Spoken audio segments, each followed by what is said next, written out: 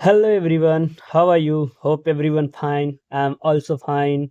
So let's start today's class. That is chapter 7. Chapter 7 from M. Lakshmikant, Book of Public Administration. That is Personal Administration. Today I will cover chapter 7 and topic name is Personal Administration. Content from M. Lakshmikant. M. Lakshmikant book of public administration, which is the one of the most important book for UGC NET public administration as well as UPSC optional. सो आप लोगों के पास अगर ये book नहीं है तो मेरा suggestion है ये बुक तो जो UGC NET public administration and also UPSC optional के जो भी स्टूडेंट है जो भी या प्रिपरेशन कर रहे हैं उनके पास ये बुक होना बहुत ही ज़रूरी है। और यूजीसी नेट के स्टूडेंट के लिए तो खासकर अगर ए बुक है तो ये रामबाण है, मतलब ऑल इन वन है। सारा यूजीसी नेट का सारा सिलेबस इस बुक से आपका मैक्सिमम 90% कवर हो जाएगा और दूसरी बुक लेने की आप लोगों को कोई ज़रूरत नहीं है। अगर हाँ और ज़्यादा डीप में पढ़ना है और ज़्यादा ट्राई करना है अच्छे से तो और बहुत से बुक मैंने सजेस्ट किए हैं, हमारे बहुत से लेक्चर में मैंने बुक लिस्ट दी है, उसको आप लोग देख लीजिए। बट अगर आप कम टाइम में ज़्यादा स्कोर करना चाहते हैं तो आप लोगों के पास एम लक्ष्मीकांत बुक होना जरूरी है। और एम लक्ष्मीकांत बुक को कम से कम 2 बार 3 बार विथ ऑल एमसीक्यू, जितने भी एमसीक्यू बुक के पीछे दिए गए हैं उसको तो आप लोग को 100% करना है। अगर उसको आप लोग कर लिए तो आपका यूजीसी नेट कहीं नहीं गया है, आप उसमें से 80 से 85% आप लोग कर ले जाएंगे। अगर आपको एम लक्ष्मीकांत ओनली बुक 2 या 3 बार या उसके सारे कंसेप्ट अच्छे से उसके एमसीक्यू आप लोग अपने से सॉल्व करके उसका आंसर आप लोगों को सब कुछ करेक्टली पता है, कॉन्फिडेंटली अगर आप लोग कर पा रहे हैं तो आप लोग अच्छे से स्कोर कर ले जाएंगे।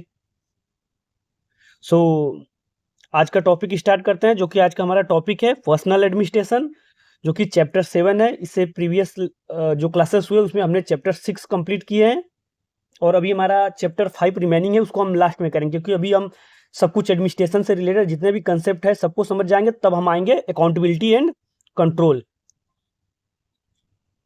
तो अभी हम पर्सनल एडमिनिस्ट्रेशन पढ़ेंगे और हमारा जैसा कि आप लोग को पता है फॉर्म आ चुका है और 22 से लेके 30 जून 26 के बीच आप लोगों का एग्जाम होगा। और मैक्स प्रोबब्ली जो पब्लिक एडमिनिस्ट्रेशन का होगा आपका 22 से लेके 25 के जून के बीच आपका डेट होगा पब्लिक एडमिनिस्ट्रेशन के स्टूडेंट के लिए।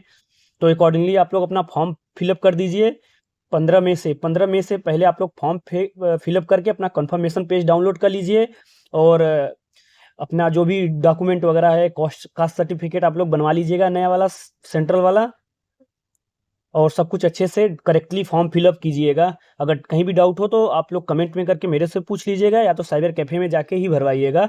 और आधार ट्राई कीजिएगा कि जो आप फॉर्म फिलअप करेंगे वो आधार वेरिफिकेशन से होने चाहिए। सो आज के टॉपिक स्टार्ट करते हैं हम पर्सनल एडमिनिस्ट्रेशन। देखिए पर्सनल का पहले क्या मतलब होता है। पर्सनल का मतलब होता है जैसे किसी भी ऑर्गेनाइजेशन में लेट बी प्राइवेट और गवर्नमेंट जो एम्प्लॉय होते हैं, ह्यूमन रिसोर्स होते हैं जो उनको क्या बोला जाता है, पर्सनल बोला जाता है। खासकर अगर टर्म आप लोग डिफेंस में होंगे तो बहुत ज़्यादा सुनेंगे पर्सनल। तो ये सब टर्म्स बेसिकली ह्यूमन जो रिसोर्स हैं ऑर्गेनाइजेशन उनके लिए यूज किया जाता है। तो जब आप बात आ गई तो हो गया आपको ह्यूमन रिसोर्सेस। अब बात अगर उसमें एडमिनिस्ट्रेशन की आ गई, तो एडमिनिस्ट्रेशन से आप लोगों को बहुत अच्छा से मालूम है क्या होता है, मैनेज अफेयर्स। तो जो ह्यूमन रिसोर्स के अफेयर्स को मैनेज करता है उसको बोला जाता है पर्सनल एडमिनिस्ट्रेशन। ये क्या है, ये सब फील्ड है पब्लिक एडमिनिस्ट्रेशन का, सब फील्ड ऑफ पब्लिक एडमिनिस्ट्रेशन। तो पब्लिक एडमिनिस्ट्रेशन में क्या है, हमारा पूरे जो कंट्रीज का जो स्टेट का पूरा गवर्नेंस है उसको क्या करता है, एडमिनिस्टर करता है, उसको मैनेज करता है। बट उसका सब फील्ड हो गया पर्सनल एडमिनिस्ट्रेशन। और पर्सनल एडमिनिस्ट्रेशन में क्या होगा, इसका जो फोकस रहेगा वो रहेगा ह्यूमन रिसोर्स पे।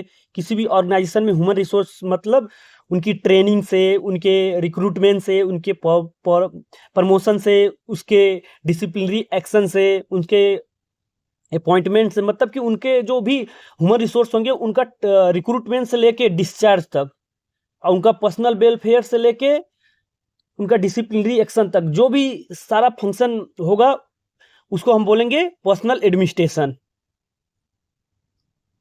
जैसे इन प्रेजेंट सिनेरियो आप लोग देखे होंगे कि हमारे, अगर आप इंडिया के कंटेक्स्ट में हम बात करेंगे ताकि आप लोग को इजी हो समझने में, और पर्सनल एडमिनिस्ट्रेशन क्या है, वर्ल्ड वाइड है, ये क्या है, सभी कंट्रीज के लिए, ऐसा नहीं स्पेसिफिक कंट्रीज के पर्सनल एडमिनिस्ट्रेशन के बारे में बात हो रहा है, ये स्पेसिफिक सभी कंट्रीज के, मतलब एक जो जनरल व्यू होता है, कंसेप्ट है, वो उस ये इसमें दिया गया है। तो बट हम अभी आप लोग को इंडिया के कंटेक्स्ट में बता रहा हूँ।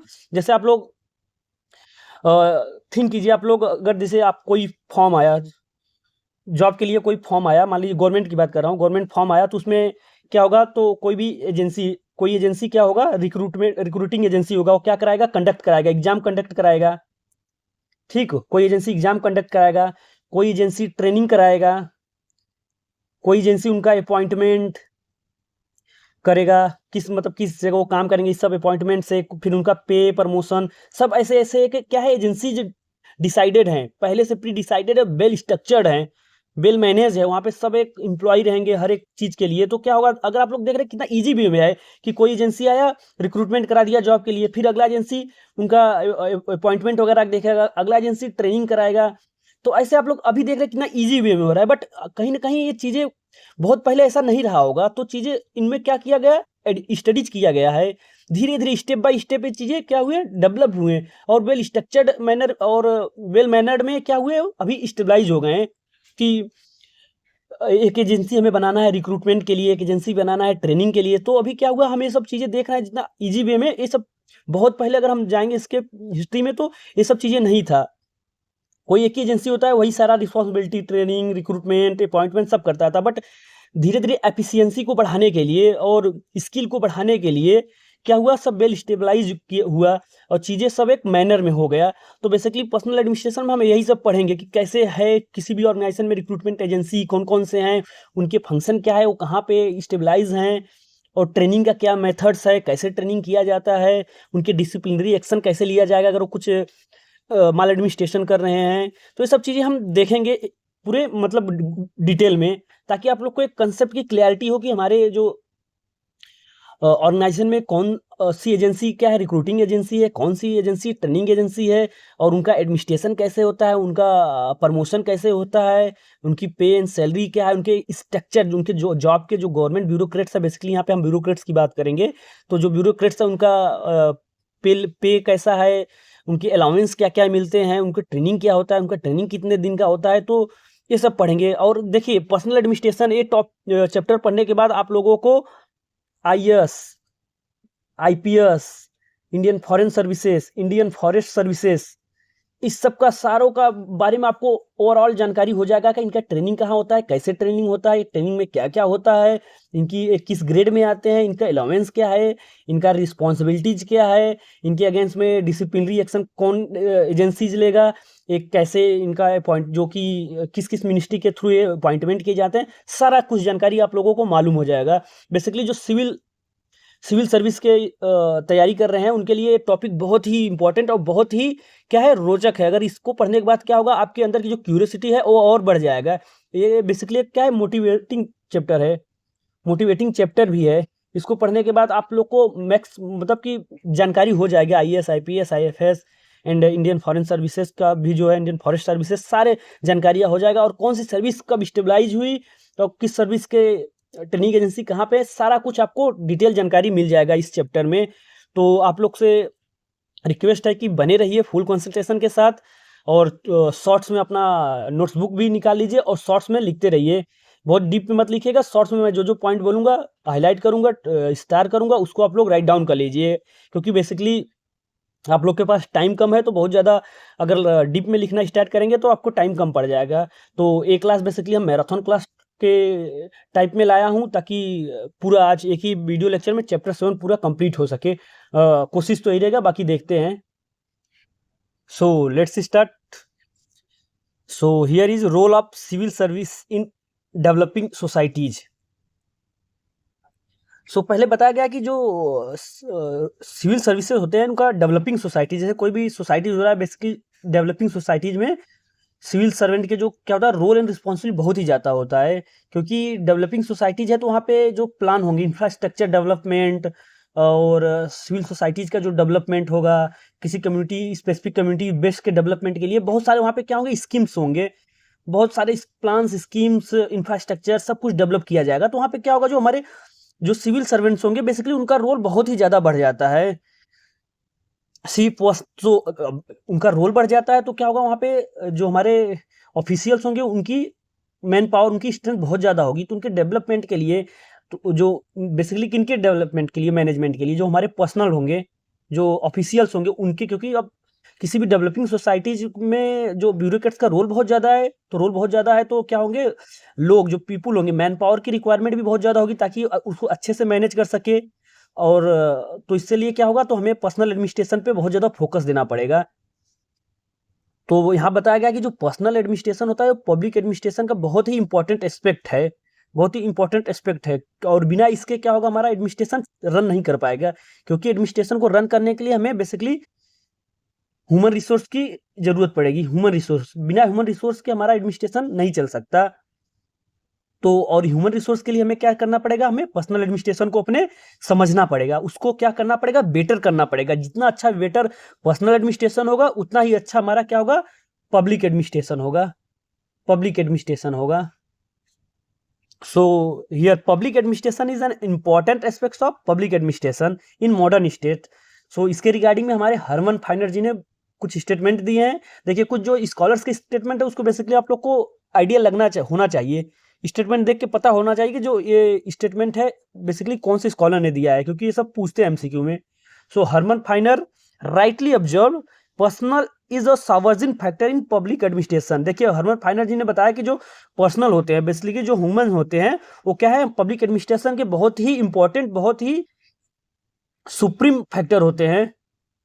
Personal administration is also called, अब देखिए जो पर्सनल एडमिनिस्ट्रेशन होता है उसको हम क्या क्या बोलते हैं, देखिए उसको राइट डाउन कर लीजिएगा इजी इजी वे में अंडरस्टैंडिंग के लिए। जो हमारा पर्सनल एडमिनिस्ट्रेशन होता है उसको हम बोलते हैं मैन पावर मैनेजमेंट।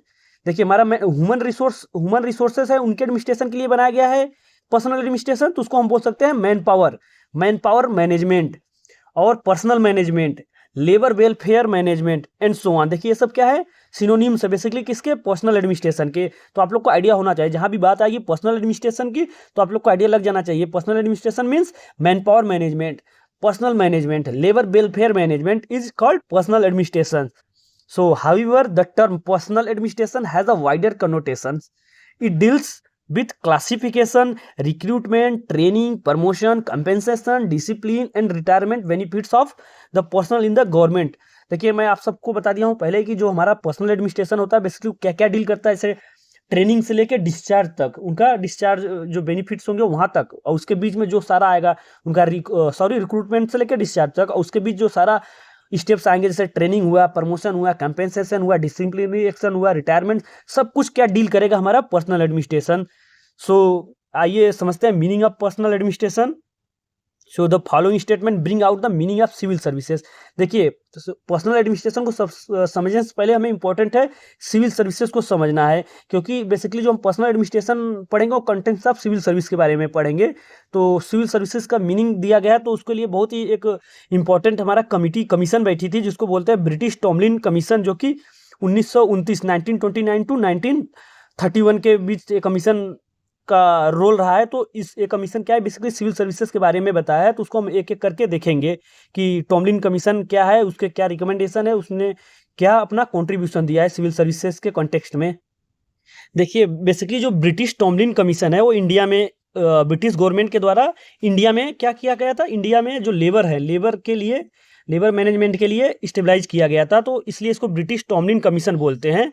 तो इसको, और इसका एक नाम और है, राइट डाउन कर लीजिएगा, royal commission on labour, royal royal commission on labour, इसको इंडिया में बोलते हैं। इंडियन कंटेक्स्ट में अगर टॉमलिन कमीशन को हम देखें तो उसको बोलेंगे royal commission on labour. Basically देखिए क्या है, लेबर मैनेजमेंट के लिए, लेबर वेलफेयर के लिए एक कमीशन गठित किया गया था बाय द ब्रिटिश गवर्नमेंट के द्वारा। कितने में, 1929 में बनाया गया था। किसके द्वारा बनाया गया था, जॉन रीड जो इसके चेयरमैन थे, चेयरमैन जॉन हेनरी विटले टॉमलिन। तो इन शॉर्ट हम लोग बोलते हैं टॉमलिन, जॉन एच टॉमलिन भी बोल सकते हो आप लोग। तो ये हमारे चेयरमैन थे टॉमलिन कमीशन के। देखिए आपके सिलेबस में टॉमलिन कमीशन के बारे में बहुत ज़्यादा नहीं है, फिर भी मैं बता देता हूँ। जो टॉमलिन कमीशन बनाया गया था बेसिकली ब्रिटिश गवर्नमेंट के द्वारा बनाया गया था इंडिया में। और जो इसका पर्पज था कि to investigate labour condition in India, specially working condition in industries, wages and living standards, industrial relations, worker exploitations. These are the basic function which to be investigated by the Tomlin Commission in India in reference to labor management, labor welfare, labor management। और Tomlin commission ने ही जो term define बताया है, उन्होंने civil service को include भी किया है, उन्होंने मतलब डिफाइन भी किया है। तो उसको हम लोग देखते हैं। देखिए ब्रिटिश टॉमलिन कमीशन 1929 में स्टेबलाइज हुआ था, 31 तक अपना इन्होंने रिपोर्ट दिया था। So civil service include those servant of the crown not being the holders of political or judicial offices who are employed in a civil capacity and whose remuneration is only and directly paid out of the monies voted by the parliament। देखिए यहाँ पे बस basically British Tomlin commission ने civil servant को बताया कि civil servant कौन होते हैं, कि मतलब जो पर्सनल होते हैं कौन होते हैं। क्योंकि हम पर्सनल एडमिनिस्ट्रेशन पढ़ रहे हैं तो पर्सनल को जानना बहुत ही जरूरी है। तुम्हारे जो पर्सनल होते हैं सिविल सर्वेंट। तो जो टॉमलिन कमीशन ने डिफाइन किया था सिविल सर्वेंट को, बेसिकली वो बताया था कि जो क्राउन के सर्वेंट होते हैं, क्राउन के सर्वेंट जो होते हैं, जो कि और देखिए एग्जाम्पशन उन्होंने बता दिया है नोट कि जो पॉलिटिकल होल्डर्स होते हैं या जुडिशियल ऑफिसर्स होंगे उनको नहीं इंक्लूड किया है। देखिए यहाँ पे जुडिशियल ऑफिसर्स को भी नहीं इंक्लूड किया है। पॉलिटिकल को तो हम लोग को आइडिया है कि पॉलिटिकल जो होल्डर्स होंगे वो तो सिविल सर्वेंट होंगे नहीं, वो तो लीडर्स होंगे। बट यहाँ पे आप लोगों को डाउट होगा कि जुडिशियल ऑफिसर्स के, यहाँ पे तो जो टॉमलिन कमीशन ने बताया था कि जुडिशियल ऑफिसर्स के भी जो मेंबर होंगे वो सिविल सर्वेंट नहीं होंगे। बट जो क्राउन मतलब वहाँ का जो इंपरर होगा, जो हमारा गवर्नमेंट का हेड होगा, उसके जो सर्वेंट्स होंगे बेसिकली वो जो employed in a civil capacity whose remuneration is only and directly paid, मतलब जो सिविल कैपेसिटी के थ्रू क्या होंगे, एम्प्लॉयड होंगे और जिनका रिम्यूनरेशन पार्लियामेंट के द्वारा डायरेक्टली पेड किया जाएगा, तो उनको हम बोलेंगे सिविल सर्वेंट। तो बेसिकली हम सिविल सर्विस को समझने के लिए सिविल सर्वेंट को पढ़ रहे हैं कि सिविल सर्वेंट कौन होते हैं। एंड देखिए ये तो डिफाइन किया गया है, सिविल सर्विस को बेसिकली डिफाइन किया जा रहा है। तो देखिए इंसाइक्लोपीडिया ब्रिटेनिका क्या बोल रहा है, civil service is a body of professional full time official employed in the civil affairs of state in a non political capacity. तो बेसिकली यहाँ सिविल सर्विस को बताया गया कि सिविल सर्विस क्या होता है, सिविल सर्वेंट कौन होते हैं। तो हम बताया गया कि civil service is a body of professional होता है जो कि full time of official employed in civil affair of state in a non political capacity. Now Herman Finer, देखिए हर्बन फाइनर ने क्या बताया है, civil service is a professional body of officials, professional body of officials होते हैं। Civil service क्या है, professional body of official, permanent, paid and skilled होते हैं, जो कि क्या होंगे, परमानेंट होंगे, उनको पैड किया जाएगा, एंड स्किल्ड होंगे। तो क्या होंगे हमारे basically civil service and servant के बारे में दोनों बता दिया गया है। हर्मन फाइनर, देखिए आप लोग को बस हर्मन फाइनर का स्टेटमेंट लिखने की जरूरत है और टॉमलिन कमीशन का डेट ये इंपॉर्टेंट है। और हर्मन फाइनर का स्टेटमेंट तो आता है, इसको आप लोग राइट डाउन कर लीजिएगा। और बहुत इजी भी है कि हर्मन फाइनर सिविल सर्विस को कैसे डिफाइन किया है। He defined that civil service is a professional body of officials which is permanent, paid and skilled. Now see Ian Gladden ने क्या बोला है, the recruitment of the civil service or that it shall be impartially selected, administratively competent, politically neutral, imbued with the spirit of service of the community। देखिए उन्होंने basically बताया कि जो civil servant का रिक्रूटमेंट होगा वो क्या होगा, इम्पार्शियल होना चाहिए, एडमिनिस्ट्रेटिवली क्या होना चाहिए, कॉम्पिटेंट होने चाहिए, पॉलिटिकली न्यूट्रल होना चाहिए, और उन्हें क्या होना चाहिए, एक स्पिरिट ऑफ सर्विस कम्युनिटी का होना चाहिए। तो ये सब क्या है बेसिकली सिविल सर्विस का मीनिंग हुआ। Now see the features of civil services. देखिए फीचर्स की बात करें तो features of civil services are as follow. तो देखिए आप बेसिकली बताया गया कि does not include person of military service, judicial service and police services. देखिए पुलिस सर्विसेज को भी देखिए यहाँ आप लोग को क्लियर होगा, जो मिलिट्री सर्विस के लोग होंगे, पर्सन होंगे, जुडिशियल सर्विसेज के होंगे एंड पुलिस सर्विसेज के होंगे, उनको क्या बोला जाएगा, नॉट इंक्लूड पर्सन ऑफ, उनको सिविल सर्विसेज नहीं बोला जाएगा। सेकेंड देखिए it also does not include those person who hold political officers and those person who work for the state without being paid, that is an honorary capacity. देखिए जो honorary capacity पे जो बिना पे के क्या होंगे, एम्प्लॉयड होंगे, उनको भी क्या सिविल सर्विसेज नहीं बोला जाएगा। थर्ड देखिए it is a body of professional administrator as oppose to amateur politician.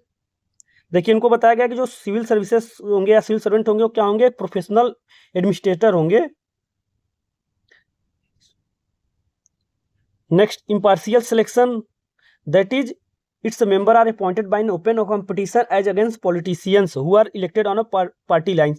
यहाँ पे देखिए बेसिकली बताया गया है कि जो सिविल सर्विसेज होंगे, सर्वेंट होंगे, उनको बेसिकली क्या होगा, उनका इम्पार्शियल सिलेक्शन होगा। दैट इज मतलब कि एक ओपन कंपटीशन के द्वारा, मेरिट बेस्ड के द्वारा उनका रिक्रूटमेंट होगा, ना कि जो पॉलिटिशियन जैसे कि अपने किसी पॉलिटिकल लाइन के द्वारा इलेक्ट होते हैं, वैसा नहीं।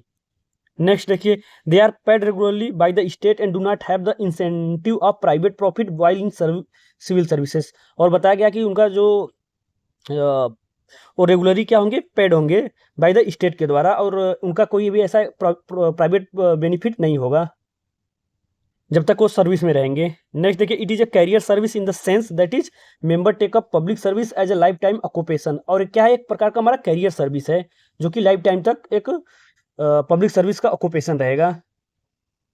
And its member are skilled in the sense that they become expert in their profession due to the continuous training and work experience. देखिए सब बेसिकली फीचर्स की बात हो रही है कि उनका ट्रेनिंग कैसा होगा, उनका रेगुलर पेड किए जाएंगे, और उनका क्या होंगे, जो मेंबर होंगे सिविल सर्विस के, बहुत ही स्किल्ड होंगे, और वो क्या होंगे, एक्सपर्ट होंगे अपने प्रोफेशन में, क्योंकि उनका डेली क्या होगा, उनका एक कंटिन्यूअस ट्रेनिंग होगा, और वर्क एक्सपीरियंस की वजह से क्या होंगे, वो स्किल्ड होंगे। Next, it is organized on the principle of hierarchy in which a chain of command stretch in a pyramid fashion from the lowest office to the highest office. देखिए अब बताया गया कि जहाँ पे एडमिनिस्ट्रेटिव ऑर्गेनाइजेशन की बात होगी तो वहाँ पे क्या होगा, हमारा हियरकी एक होगा, हियरकी होगा, चेन ऑफ कमांड होगा, जो कि एक पिरामिड फॉर्म में फॉर्म करेगा, जिसमें एक लोअर से लेके अपर ग्रेड तक होगा। कोई अगर एडमिनिस्ट्रेटिव पिरामिडिकल एडमिनिस्ट्रेटिव ऑर्गेनाइजेशन की बात करेंगे, कोई एक टॉप पोजीशन पे होगा, कोई लोअर पोजीशन पे होगा, और उनके बीच क्या होगा, एक हियरकी होगी, एक क्लियर चेन ऑफ कमांड होगा कम्युनिकेशन के लिए। तो सब चीज़ें एक एडमिनिस्ट्रेटिव ऑर्गेनाइजेशन में होगा।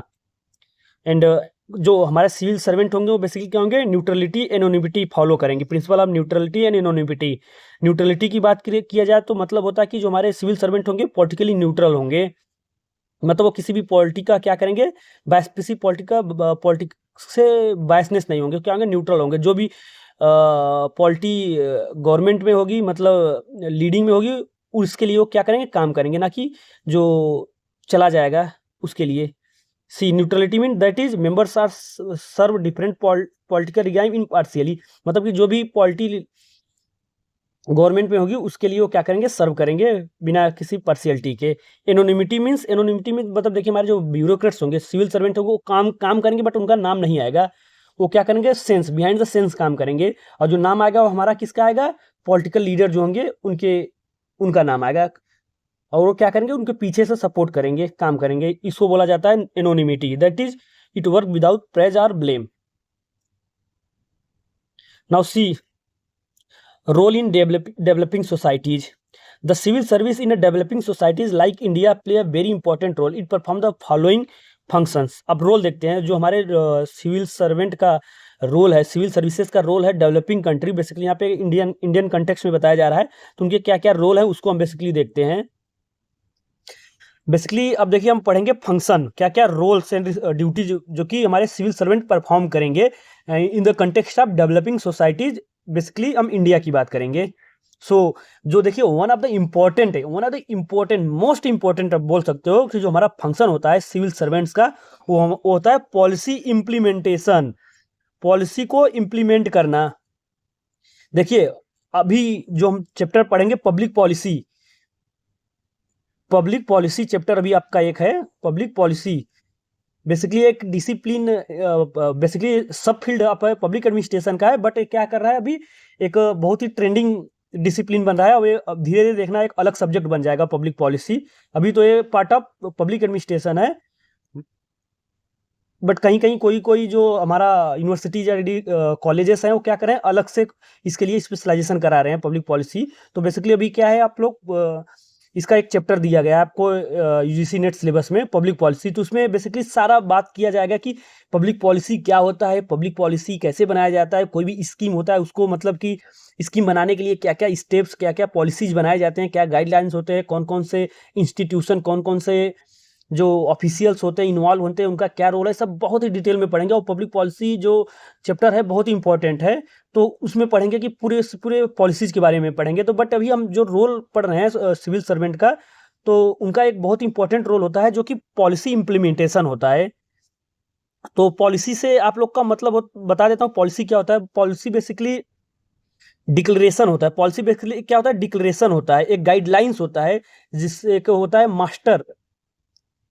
मास्टर गाइडलाइंस होता है, जिसके अंडर में मतलब जिसके दायरे में रह के हमारा सिविल सर्वेंट काम करे, जिसके दायरे में कोई भी चीज जो भी स्कीम होता है उसको क्या करा एग्जीक्यूट होता है। तो उसमें एक प्रकार सा इसको आप बोल सकते हैं स्टेटमेंट होता है, डॉक्यूमेंट्स होता है, उसमें सब कुछ लिखा होगा कि कौन से प्लान मतलब कोई भी स्कीम के रिगार्डिंग। देखिए पॉलिसी क्या होता है, हर एक चीज के लिए पॉलिसी बनाई जाती है, जैसे कोई भी स्कीम हो गया, कोई भी ट्रेनिंग हो गया, कोई भी रिक्रूटमेंट हो गया, हर एक चीज के लिए मतलब इंडिविजुअल के लिए इंडिविजुअल पॉलिसीज होता है। तो उस पॉलिसी में बेसिकली उसके रिगार्डिंग में उस स्कीम के मान लीजिए कोई स्कीम है, उस स्कीम के रिगार्डिंग में सब कुछ A to Z उसमें लिखा गया होगा कि कैसे होगा, कब होगा, कहाँ होगा, कौन कौन इस पर इन्वॉल्व होंगे, उनकी कौन सी ड्यूटी रिस्पॉन्सिबिलिटी होगी, सब कुछ दिया जाएगा। तो बेसिकली पॉलिसी को हम गाइडलाइंस मानते हैं। अभी एज ए लेमैन अगर देखें तो हमारा क्या होगा, गाइडलाइंस। तो बेसिकली जो गाइडलाइंस होंगे उसको इम्प्लीमेंटेशन का काम हमारा कौन करता है, हमारा सिविल सर्वेंट करेगा। अब आप पूछोगे सर पॉलिसी बनाता कौन है, पॉलिसी फॉर्मुलेशन उसको बोलते हैं, पॉलिसी फॉर्मुलेशन। तो पॉलिसी फॉर्मुलेशन बेसिकली हमारे जो लीडर्स होते हैं, पॉलिटिशियन होते हैं, वो बनाते हैं। कहाँ पे, अभी इसके बारे में हम डिटेल बताएंगे। तो जो हमारे लीडर पार्लियामेंट वगैरह में आप लोग देखे होंगे तो चर्चा होती है, वहाँ पे क्या होती है, पॉलिसी बनाई जाती है।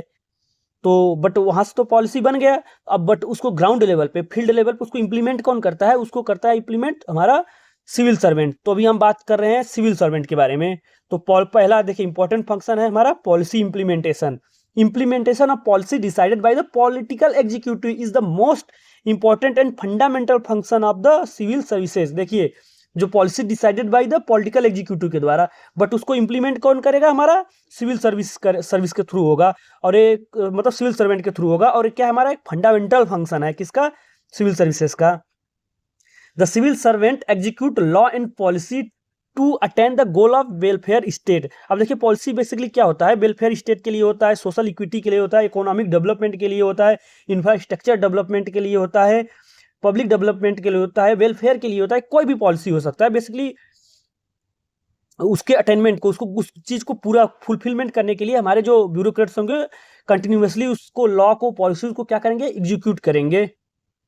और जो ये सब चीजें दिया गया है, welfare state, social equity, economic development, ये basically let down in the directive principle of state policy, DPSP में दिया गया है। तो अभी डीपीएसपी के बारे में जब बात करेंगे, कॉन्स्टिट्यूशन, इंडियन कॉन्स्टिट्यूशन के वो पढ़ेंगे तो वहाँ पे सब पता चल जाएगा आपको।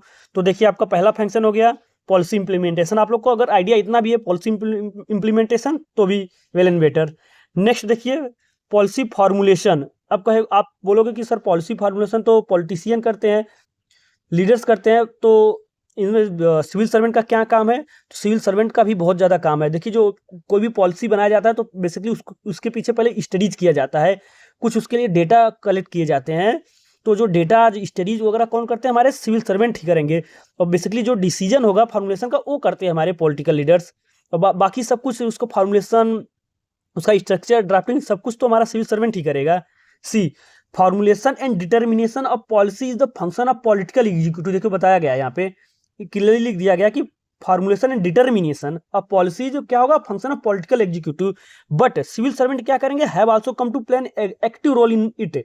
दे ऐड, देखिए ऐड करेंगे, बेसिकली क्या करेंगे, असिस्ट करेंगे। दैट इज सप्लाई इंफॉर्मेशन, जो मैंने आपको बताया डेटाज वगैरह, and advise the minister in policy making, political executives being amateur. देखिए क्या बताएगा कि जो पॉलिटिकल एग्जीक्यूटिव होंगे, जो पॉलिटिकल मतलब कि आप लोग लीडर से समझिए क्या होंगे, एमेच्योर होंगे, मतलब उनको उतना जानकारी नहीं होता चीज़ों के बारे में।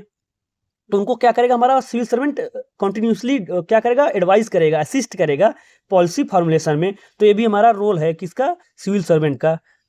थर्ड देखिए, तीसरा रोल देखिए डेलीगेटेड लेजिस्लेशन। देखिए बहुत इंपॉर्टेंट है टर्म्स है delegated legislation. Being a student of public administration you must know what is the delegated legislation. ये टर्म आप लोग को बहुत जगह मिलेगा और इसका मतलब आप लोग को समझना बहुत ही जरूरी।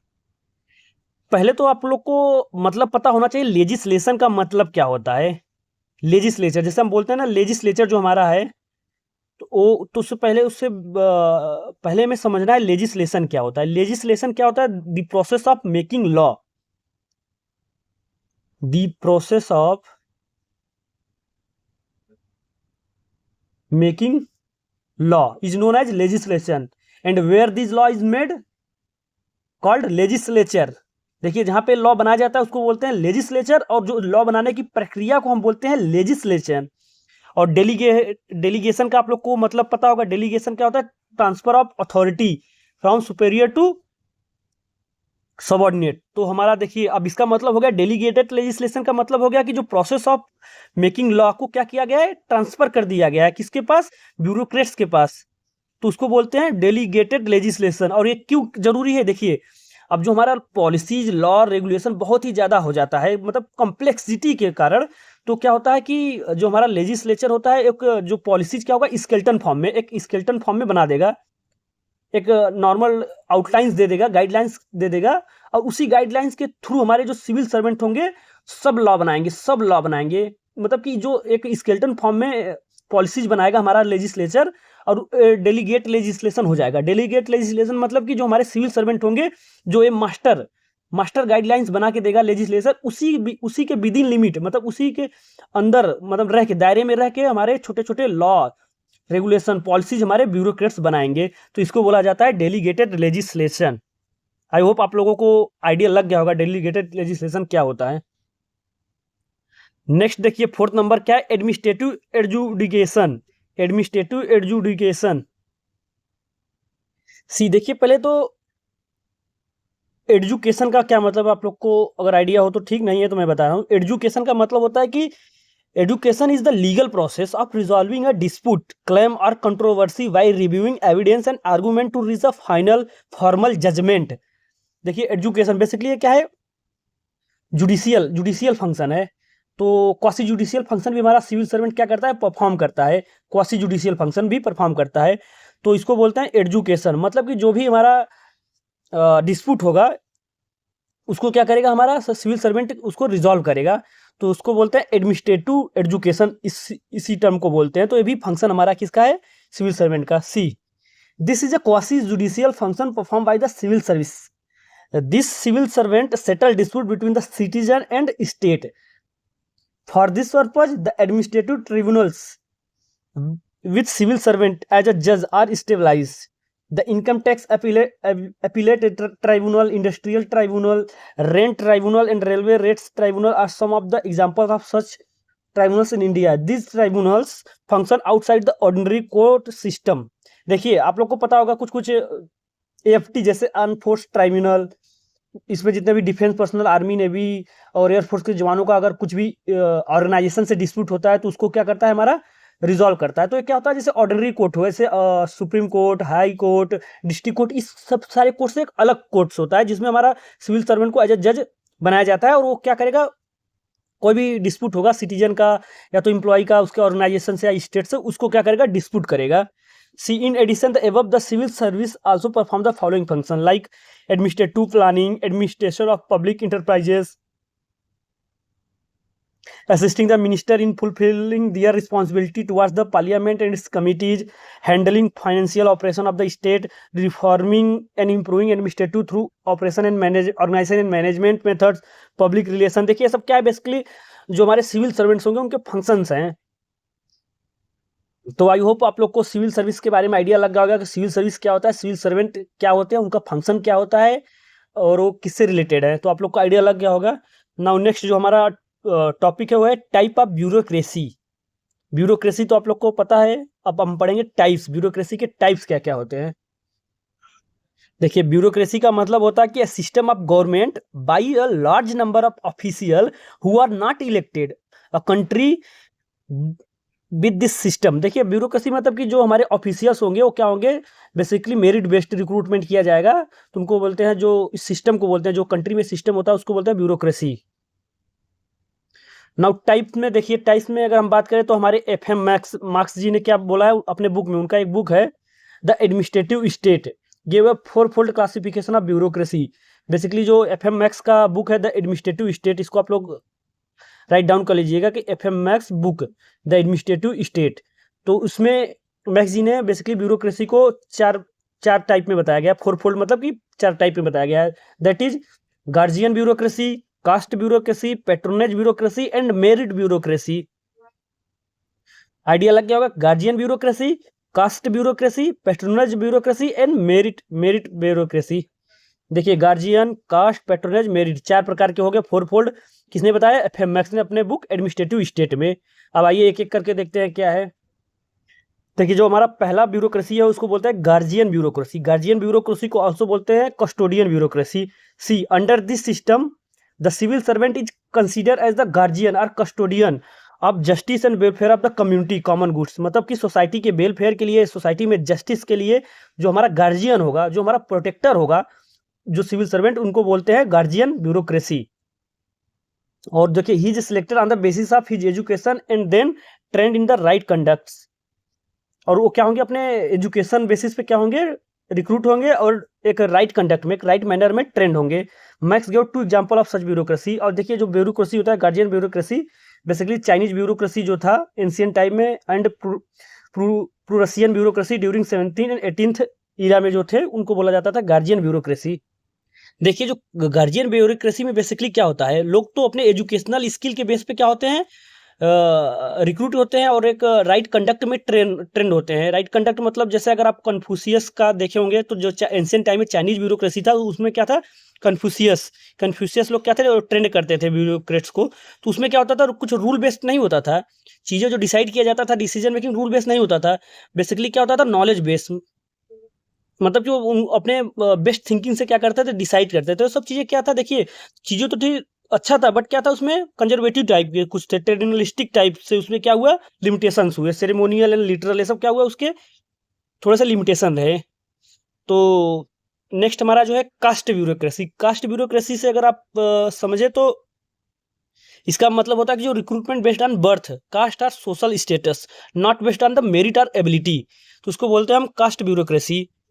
लाइक देखिए according to Marx such a bureaucracy arises from the class connection of those in the controlling position. Under this system person belonging to only the upper caste and classes become the civil servant. देखिए वही मैं बताया ना, जो upper class के, elite class के लोग होंगे उन्हीं के क्या होंगे, जो जनरेशन होंगे, उनके जो भी लोग रहेंगे उनसे कनेक्टेड, उन्हीं का क्या होगा? ब्यूरोक्रेसी, उन्हीं का ब्यूरोक्रेट बनाया जाएगा। तो हमारा क्या हुआ? कास्ट ब्यूरोक्रेसी हुआ।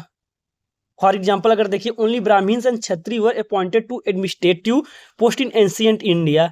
अगर आप लोग को पता होगा, अगर हिस्ट्री वगैरह पढ़े होंगे अच्छे, तो पुराने टाइम में हमारे जो देखिए अगर जो राजा होते थे उनके जो एडमिनिस्ट्रेटर होते थे वो बेसिकली ब्राह्मण एंड क्षत्रिय जो कम्युनिटी समुदाय के लोग थे उन्हीं को अपॉइंट किया जाता था। तो जो वो भी देखिए सिस्टम वहाँ भी ब्यूरोक्रेसी का था, बस क्या था? उसको कास्ट ब्यूरोक्रेसी नाम दिया गया उस सिस्टम को।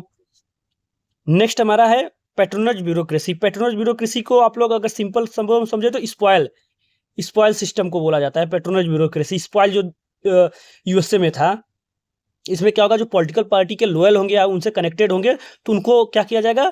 गिफ्ट में दिया जाएगा ऑफिशियल ऑफिस अपॉइंटमेंट ऑफिशियल को। तो इसको बोला जाता है पैट्रोनज ब्यूरोक्रेसी। नेक्स्ट हमारा जो लास्ट में आता है सबसे इंपॉर्टेंट, जो अभी मॉडर्न सिनेरियो में चला, उसको बोलते हैं मेरिट ब्यूरोक्रेसी। यूएसए में आप लोगों ने पढ़ा होगा कि जो पेंडेंटल एक्ट आया था, मतलब कि स्पॉयल पेंडेंटल एक्ट 1883 में क्या हुआ था? पैट्रोनज ब्यूरोक्रेसी को क्या हुआ था? खात्मा हुआ था और हमारा मेरिट बेस्ड ब्यूरोक्रेसी आई थी। मेरिट बेस्ड ब्यूरोक्रेसी में क्या होगा? जो ब्यूरोक्रेट होंगे वो रिक्रूट किए जाएंगे on the basis of open competitive examination. Open competitive examination, तो उसको बोला जाएगा मेरिट बेस्ड ब्यूरोक्रेसी। देखिए this is the most widely prevalent type of civil services which has replace the patronage system. Under this system the civil servant are selected and appointed on the basis of their merit only. Government jobs are thrown open to talent. In the worlds of Marx, the merit bureaucracy is governed by objective standards, specifically by the principle of admission on the basis of prescribed qualification as attested by the outcomes of the written examination. Thus, by winning an appointment, the successful candidates do not incur a personal debt to any sponsor or patron.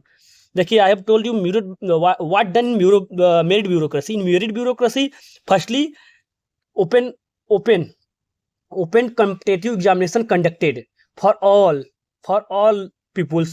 मतलब इसमें कोई ऐसा बाउंडेशन नहीं है, जो भी eligible candidate होंगे उनके लिए क्या होगा? ओपन कम्पिटेटिव एग्जामिनेशन कंडक्ट कराया जाएगा। उस कंडक्ट में क्या होगा? रिटन एग्जामिनेशन, ओरल इंटरव्यूज वगैरह होंगे स्टेप में। अगर उसको जो कैंडिडेट क्वालिफाई करेगा उसका ही आगे का प्रोसेस किया जाएगा, अपॉइंटमेंट, रिक्रूटमेंट, ट्रेनिंग वगैरह उन्हीं का होगा। So the following are the elements of the merit system. अब मेरिट सिस्टम के क्या क्या एलिमेंट है, उसमें क्या क्या होता है बेसिकली देखिए। Recruitment bye open competitive examination, I have told you. Life tenure of officers, और उनका जो ऑफिस का क्या होगा? एक टेन्योर होगा, फिक्स टेन्योर होगा, ऐसा नहीं होगा जब चाहे तब करते रहें। Life tenure officer that is tenure during good behaviour. In service training programme जिसको बोलते हैं ओजीटी, ऑन जॉब ट्रेनिंग, जो हमारे मेरिट बेस्ड ब्यूरोक्रेट्स होगा उनका इन सर्विस ट्रेनिंग भी चलेगा। पोजीशन क्लासिफिकेशन होगा। देखिए पोजीशन क्लासिफिकेशन बेसिकली अभी हम जब पढ़ाएंगे क्लासिफिकेशन ऑफ जॉब्स के, क्लासिफिकेशन ऑफ सिविल सर्वेंट, तो दो टाइप का बेसिकली होता है। एक होता है रैंक क्लासिफिकेशन जो अपने इंडिया में प्रीवेलेंट है, दूसरा होगा पोजीशन क्लासिफिकेशन जो यूएसए में है। तो रैंक क्लासिफिकेशन में जो हमारे रिक्रूट किए जाएंगे सिविल सर्वेंट बेसिकली एक हियरकी में, एक रैंक में रिक्रूट किए जाएंगे। और पोजीशन क्लासिफिकेशन का मतलब होता है तो बेसिक स्पेसिफिक जॉब के लिए, मतलब अपनी स्किल के अकॉर्डिंग किया जाएगा, नेचर ऑफ ड्यूटीज के अकॉर्डिंग रिक्रूट किया जाएगा। उनका जो भी रिस्पेक्ट मिलेगा उनके जॉब और स्किल पे मिलेगा, ना कि रैंक पे। जैसे अपने रैंक में कोई है 2 स्टार है, कोई 3 स्टार है, कोई नेशनल एम्बलम है, तो ये सब क्या हुआ, रैंक स्ट्रक्चर हुआ।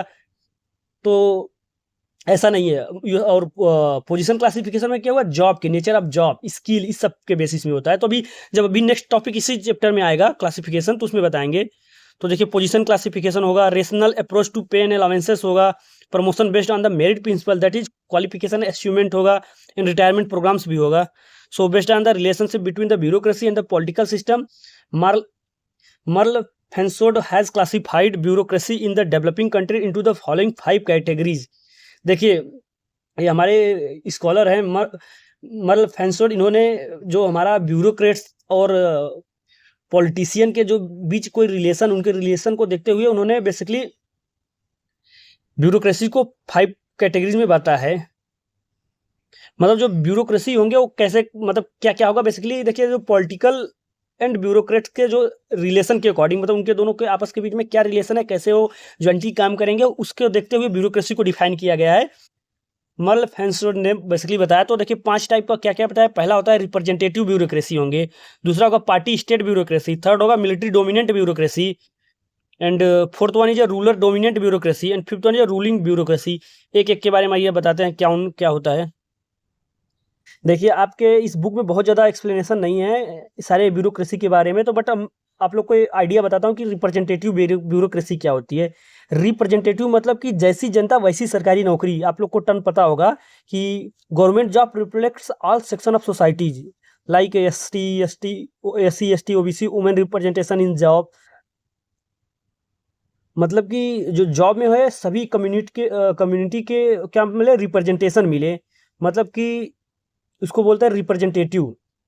तो इसका मतलब अगर आप देखेंगे रिप्रेजेंटेटिव का सिंपल मतलब होता है कि सबको रिप्रेजेंटेशन मिले, इसको बोलते हैं रिप्रेजेंटेटिव ब्यूरोक्रेसी। ये बेसिकली आपको जॉब वगैरह से कंसर्न है। जैसे कि ब्यूरोक्रेसी में क्या हो, जैसे डिफरेंट क्या होंगे, इलेक्टोरल होंगे, डोमिनेटेड पार्टीज होंगे, या कैसे भी मान लो, तो उनको क्या मिले, एक प्रकार से रिप्रेजेंटेशन मिले ब्यूरोक्रेसी में। जॉब में रिजर्वेशन वगैरह सब तो होंगे, तो इससे क्या होगा, हमें सभी पार्टीज के सभी कम्युनिटी के लोग रहेंगे। और सेकंड है party state bureaucracy. Party state bureaucracy का सिंपल अगर मतलब आपको बताए तो इसका मतलब होगा पार्टी बोलेगी ऑफिसर करेगा, मतलब कि जो भी ब्यूरोक्रेट होंगे वो काम करेंगे in according to political party. So these are the by product of totalitarian regimes and other one party dominated political system. Here the state bureaucracy is penetrated, controlled and dominated by the party bureaucracy. तो देखिए ये जो दिया गया है इससे बहुत ज़्यादा एक्सप्लेन नहीं किया गया। इन सिंपल मैं आपको बताता हूँ कि पार्टी स्टेट ब्यूरोक्रेसी क्या होता है। इसमें होगा कि जो bureaucrats follow political party orders, तो इसको बोला जाता है पार्टी स्टेट ब्यूरोक्रेसी। अगर एग्जाम्पल आपको जानना है तो देखिए चाइना में जैसे कम्युनिस्ट पार्टी कंट्रोल ऑफिसियल्स, जो भी ऑफिशियल्स होंगे उनको कम्युनिस्ट पार्टी क्या करेगा, कंट्रोल करेगा। तो इसके लिए एक लाइन लिख लो आप लोग, पार्टी इजकल टू बॉस। ठीक। Third one is military dominated bureaucracy. अब देखिए मिलिट्री डोमिनेटेड मतलब कि जहाँ पे जो रूल रेगुलेशन चलेगा मिलिट्री का चलेगा, तो उसको बोलते हैं मिलिट्री डोमिनेटेड ब्यूरोक्रेसी। आर्मी ही सब कंट्रोल करेगी। सिंपल आइडिया देखो अगर, तो इसका military control government plus bureaucracy, military control government plus bureaucracy, तो उसको बोलते हैं military dominated bureaucracy. This exist in those societies where the arm forces occupy a strategic power position. The arm forces install their representative in key civilian post and endeavour to give direction to the state bureaucracy. अगर इसका आपको example जानना है तो नाम नहीं लूंगा, आप लोग इसको पढ़ लीजिएगा। ठीक, पढ़ लीजिए, यहाँ पे है। फोर्थ वन देखिए, ruler dominated bureaucracy. Ruler dominated bureaucracy, देखिए रूलर मतलब क्या हो गया, इंपरर मतलब राजा। राजा जो बोलेगा वही होगा, इसको बोलेंगे रूलर डोमिनेटेड ब्यूरोक्रेसी। देखिए मैं हिंदी में सिंपल में इसलिए बता दे रहा हूँ तो आपको आइडिया लगे, क्योंकि आपके सिलेबस में बहुत ज़्यादा इसका एक्सप्लेनेशन नहीं है, तो एक कंसेप्ट की क्लियरिटी हो, ताकि आपको एक रियल में पता चले इसका मतलब क्या होता है। तो इसका मतलब होता है रूलर डोमिनेटेड, मतलब राजा जहाँ पे राजा का डोमिनेंस हो, मतलब जो राजा बोलेगा वही होगा, तो उसको बोलेंगे रूलर डोमिनेटेड ब्यूरोक्रेसी। किंग और dictator control everything. Saudi Arabia में अगर देख लो मोनार्की है, ओल्ड किंगडम्स देख लीजिए, तो इसको बोलते हैं कि अल्टीमेट पावर। रूलर के पास क्या है, अल्टीमेट पावर। तो हमारा क्या होगा, ruler dominated bureaucracy. See, these are found in autocratic regimes. Here the bureaucracy is the personal instrument of an autocratic ruler और dictator. It is used by him to strength his control and impose his purpose on the people whom he rules. अब जो ruler dominated bureaucracy का purpose इन्होंने बताया कि वो अपने control के लिए जनता पे बनाए रहे, उसके लिए क्या किया जाता है, बनाया जाता है ruler dominated bureaucracy. And last one is है ruling bureaucracy. Ruling bureaucracy simple अगर मतलब समझे, रूलिंग ब्यूरोक्रेसी का मतलब होता है कि जो हमारे ब्यूरोक्रेट्स होंगे वो क्या करेंगे, control and run the government themselves. अब यहाँ पे देखिए, यहाँ पे ब्यूरोक्रेट्स का डोमिनेंस ज़्यादा है, इसको बोल सकते हैं ब्यूरोक्रेट डोमिनेंट ब्यूरोक्रेसी। तो यहाँ पे जो हमारा ब्यूरोक्रेट्स होंगे वही क्या करेंगे, रन करेंगे गवर्नमेंट को, क्या होगा हमारा रूलिंग ब्यूरोक्रेसी। इन शॉर्ट अगर हम बोले तो बोल सकते हैं officer become the real ruler. See, जो नेक्स्ट हमारा देखो टॉपिक है वो बताया गया evils of bureaucracy. Evils of bureaucracy मतलब कि देखिए जो हमारा ब्यूरोक्रेसी है बहुत ही निसेसरी है। Bureaucracy is necessary but it also has weaken or evils that reduce the efficiency of organisation. क्या करता है कि रिड्यूस एफिशिएंसी को रिड्यूस भी कर देता है। तो इसको रिगार्डिंग में हमारे कुछ स्कॉलर्स से कुछ उन्होंने क्रिटिसाइज किया है, मतलब कि रोल, पावर, अथॉरिटी जो हमारे ब्यूरोक्रेट्स को दिया जाता है उसको लेके, कि उनके पास इतना ज़्यादा रूल्स रेगुलेशन है, उनके पास पावर अथॉरिटी दिया जाता है, तो इसका क्या है, कुछ कुछ एविल्स भी है, वीकनेस है एफिशिएंसी को लेके, तो उसको यहाँ पे बताया गया है। जैसे अगर आप लोग इन शॉर्ट में अगर देखें तो रेड टेपिज्म ज़्यादा हो जाता है एंड रिजिडिटी बहुत ज़्यादा हो जाता है। मतलब कोई भी काम अगर इजीली किया जा सकता है बट उसको ब्यूरोक्रेट क्या करेंगे, एक स्ट्रिक्ट रूल में काम करेंगे, तो इससे क्या होगा, क्यों फ्लेक्सिबिलिटी नहीं आती है। एक और फॉर्मलिज्म की बात करें, अगर फॉर्मलिज्म में क्या होगा कि जो हमारे ब्यूरोक्रेट्स होंगे मोर फोकस ऑन फॉर्मेलिटी होगा, मतलब पेपर वर्क पे ज़्यादा होगा भले इसका रिजल्ट जीरो हो, तो उसको बोलते हैं फॉर्मलिज्म। एंड एरोगेंसी भी आ जाती है। अगर देखिए हमारे ब्यूरोक्रेट्स के पास क्या होता है, बहुत से पावर दे दिए जाते हैं, क्योंकि अब काम बहुत ज़्यादा है, फंक्शन बहुत ज़्यादा है हमारे ब्यूरोक्रेट्स का, तो उनको क्या है, अथॉरिटी देनी पड़ेगी, पावर देनी पड़ेगी। दैट्स वाई क्या होगा, एरोगेंस क्या हो जाए, एराइज हो जाता है उनके अंदर कि मैं ही सब कुछ हूँ। तो ये भी चीज़ क्या है, एविल्स ब्यूरोक्रेसी को क्या करता है, वीक करता है। एंड डिले हो जाएगा, टाइम वेस्टिंग, कोई भी काम में डिले करते हैं, अननेसेसरी डिले इन डिसीजन। क्योंकि अब देखिए जो ब्यूरोक्रेट्स में क्या है, हियरकी बनी होती है, तो एक चीज़ें क्या होगा, एक हर एक स्ट्रक्चर का अपना फंक्शन डिफाइन होता है, तो उससे क्या होगा, डिले हो सकता है। एंड करप्शन भी आएगा। देखिए misuse of power for personal gain, अगर देखिए आप ब्यूरोक्रेट्स के पास पावर है तो क्या करेंगे, अपने पर्सनल बेनिफिट के लिए कभी कभी क्या होता है, करप्ट भी हो जाते हैं। तो ये सब क्या है, एविल्स ऑफ ब्यूरोक्रेसी है। लैक ऑफ इनिशिएटिव हो जाएगा, देखिए इनिशिएटिव की कमी हो जाए, कोई भी चीज़ क्या होगा, इनिशिएटिव नहीं लेंगे bureaucrats. Official about taking responsibility of new ideas, तो इससे क्या होगा, जैसे कोई भी अगर इनिशिएटिव मान लीजिए, कोई भी अगर फाइल आया कोई भी एक लोअर लेवल पे, तो वहाँ पे कुछ उसको क्लियर करने के सिवा क्या कहेंगे, आगे भेज दो फाइल को, हायर अथॉरिटी ट्रांसफर कर देंगे, मतलब इनिशिएटिव कोई नहीं लेगा। तो ये सब क्या है, बेसिकली इविल्स ऑफ ब्यूरोक्रेसी है। एंड इंपायर बिल्डिंग आप समझ सकते हो। इंपायर बिल्डिंग मतलब क्या होता है, department try to increase their power and control, मतलब जो भी डिपार्टमेंट रहेगा वो अपना बेसिकली अपना फंक्शन और अपनी पावर को बढ़ाने की कोशिश में रहेगा। तो इससे क्या होगा, सब देख रहे हो आप, ये सब इविल ऑफ ब्यूरोक्रेसी है बेसिकली। तो यहाँ पे हम बेसिकली इस पैराग्राफ में देखेंगे कुछ स्पेसिफिक जो स्कॉलर है उन्होंने क्या क्या बताया है। See, evils of bureaucracy. The role and power of bureaucracy have enormously increased in modern state, which have welfare orientations. It has come to play an important role in the legislative and judicial spheres, in addition to its traditional role of in administration. देखिए यहाँ बताया गया कि हमारा जो modern state, welfare orientation जो state है, वहाँ पे जो हमारे ब्यूरोक्रेट्स का क्या है, रोल बहुत ज़्यादा बढ़ गया है, और उनका जो इंपॉर्टेंट रोल हो गया है किसमें, लेजिस्लेटिव एंड जुडिशियल स्पेयर्स में भी हो गया है। जैसे ट्रेडिशनल में क्या था, हमारे ब्यूरोक्रेट्स का ओनली रोल था एडमिनिस्ट्रेशन में, बट इन मॉडर्न टाइम में क्या हुआ, धीरे धीरे उनका जो रोल एंड रिस्पॉन्सिबिलिटी क्या है, बढ़ती गई। वो पार्टिसिपेट करने लगे लेजिस्लेटिव एंड जुडिशियल स्पेयर में भी। तो ये जो इंक्रीज रोल हुआ, बढ़ता हुआ रोल हुआ, इसको लेके हमारे कुछ स्कॉलर ने क्या किया है, क्रिटिसाइज किया है कि अब देखते हैं क्या क्या क्रिटिसिज्म मिला है। तो हमारे पहले जो स्कॉलर है लॉर्ड ह्यूवर्ट। लॉर्ड ह्यूवर्ट ने बेसिकली, मैं आप लोगों को बताता हूँ, अभी आप लोग को जो मैंने पढ़ाया था role and function of civil services में, उसमें आप लोगों को पढ़ा था delegated legislation. Delegated legislation delegated legislation में क्या था कि जो हमारा लेजिस्लेचर एक मास्टर प्लान बना देगा, उस पॉलिसीज के अकॉर्डिंग हमारे ब्यूरोक्रेट्स क्या होंगे, रूल्स रेगुलेशन लॉ बना देंगे। तो बेसिकली इसी को लेके हमारे लॉर्ड ह्यूवर्ट जी ने क्या किया, क्रिटिसाइज किया गया है कि जो हमारे जो ब्यूरोक्रेट्स होंगे उनको एक बहुत ज़्यादा पावर दे दिया गया है कि वो रूल रेगुलेशन बना सकते हैं। तो क्या करेंगे, वो जो जनता के लिए क्या होगा, एक दिक्कत होगा, डेंजर होगा, क्योंकि वो रूल रेगुलेशन बनाएंगे तो उससे क्या होगा, वो गड़बड़ी कर सकते हैं। उन्होंने बताया कि जो डेलीगेटेड लेजिस्लेशन मतलब कि के थ्रू उनके पास, जो ब्यूरोक्रेट के पास क्या होगा, बहुत ज़्यादा पावर आ जाएगा, और उससे क्या होगा, उनके पास बहुत ज़्यादा पावर आने से क्या होगा, liberties of citizen in danger, मतलब डेंजर में हो जाएगी। तो और इसी प्रोसेस को उन्होंने क्या बताया, he characterise this phenomena as a new despotism. New despotism आप लोग क्या कीजिए, इसको हाईलाइट कर लीजिए। एक टर्म पूछा जाता है कि न्यू डिपोटिज्म क्या है, उसको किसने बोला था। बेसिकली वो क्रिटिसाइज किया गया है बढ़ती पावर को लेके, जो ब्यूरोक्रेट्स की बढ़ती पावर को लेके लॉर्ड ह्यूवर्ट जी ने क्रिटिसाइज किया गया है। और न्यू डिपोटिज्म का मतलब होता है कि new despotism refers to situation where bureaucracy become too powerful and starts acting like a dictator even in a democratic system. अब ये देखिए हमारा न्यू डिपोटिज्म में क्या होगा, जैसे कि जो ब्यूरोक्रेट्स के पावर बहुत ज़्यादा बढ़ गया है इवन डेमोक्रेसी में, और वो क्या करेंगे, एज ए डिक्टेटर बिहेव करने लगेंगे। और एक क्यों हुआ, एक हुआ है डेलीगेटेड लेजिस्लेशन, एडमिनिस्ट्रेटिव एडजुडिकेशन, ये सब के वजह से, इस सब के वजह से क्या हुआ, उनको पावर मिला। और क्या करेंगे, उस पावर के मिलने के लिए क्या हुआ, जो हमारे सिटीजन की लिबर्टीज को खतरा हुआ, तो इसको बोला गया है न्यू डिस्पोटिज्म। राइट डाउन कर लीजिएगा आप लोग। सीकेएलएन ने क्या डिस्क्राइब किया है, देखिए, he describe the growth of delegated legislation as a tramp of bureaucracy as it makes the bureaucracy powerful. ये टर्म भी देखिए, ट्रेम्प ऑफ ब्यूरोक्रेसी मतलब कि ब्यूरोक्रेट्स को मोर पावरफुल बनाना। वो कौन बना रहा है, डेलीगेटेड लेजिस्लेशन बना रहा है। तो सब क्या क्रिटिसाइज किया गया, कितना ज़्यादा भी नहीं होना चाहिए था।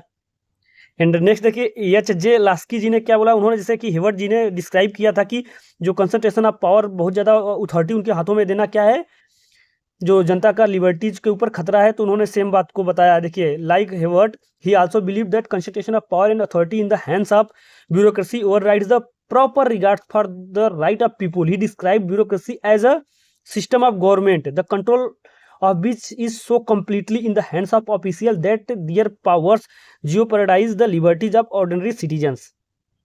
नेक्स्ट देखिए, स्कॉलर है रामसे म्यूर ने भी क्रिटिसाइज किया है जो बढ़ते पावर को लेके, जो हमारे ब्यूरोक्रेट्स की बहुत ज़्यादा पावर बढ़ रहा है उसको लेके उन्होंने क्रिटिसाइज किया है। और ये क्रिटिसिज्म उन्होंने अपने बुक, उनका पॉपुलर बुक है रामसे म्यूर का, हाउ ब्रिटेन इज गवर्नड, उसमें बताया है। उन्होंने बताया कि जो इनोरमसली इंक्रीज हो रहा है पावर ब्यूरोक्रेट्स का, वो क्या है, वो बहुत ही खतरनाक है, मतलब कि सिटीजन के लिए डेंजर है। जैसे कि हमारा जो रोल बढ़ता जा रहा है ब्यूरोक्रेसी का डेली टू डेली, जैसे एडमिनिस्ट्रेशन में, लेजिस्लेशन में, फाइनेंस में, तो इस सब चीज़ों से क्या है, दिक्कत हो रही है।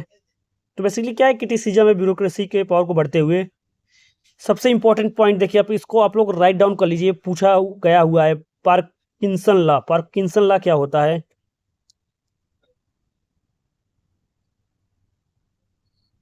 सीधा पूछता है पार्किंसन लॉ क्या है।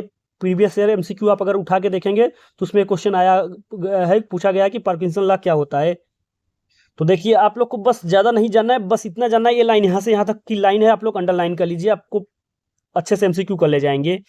देखिए, पार्किंसन क्या है, एक स्कॉलर थे, उन्होंने अपने 1955 में एक लॉ दिया था, उसमें उन्होंने बताया था कि जो सिविल सर्विसेज है वो क्या है, उसका एक्सपेंशन हो रहा है। और कौन कर रहा है, जो सिविल सर्वेंट है वो अपने मतलब कि पोजीशन को, मतलब कि एक पोस्ट को बढ़ा रहे हैं, डे बाई डे एक्सपेंस कर रहे हैं, इसको बोला जाता है Parkinson law.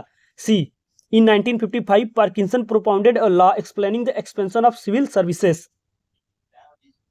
And it is popularly known as the rising pyramid of bureaucrats.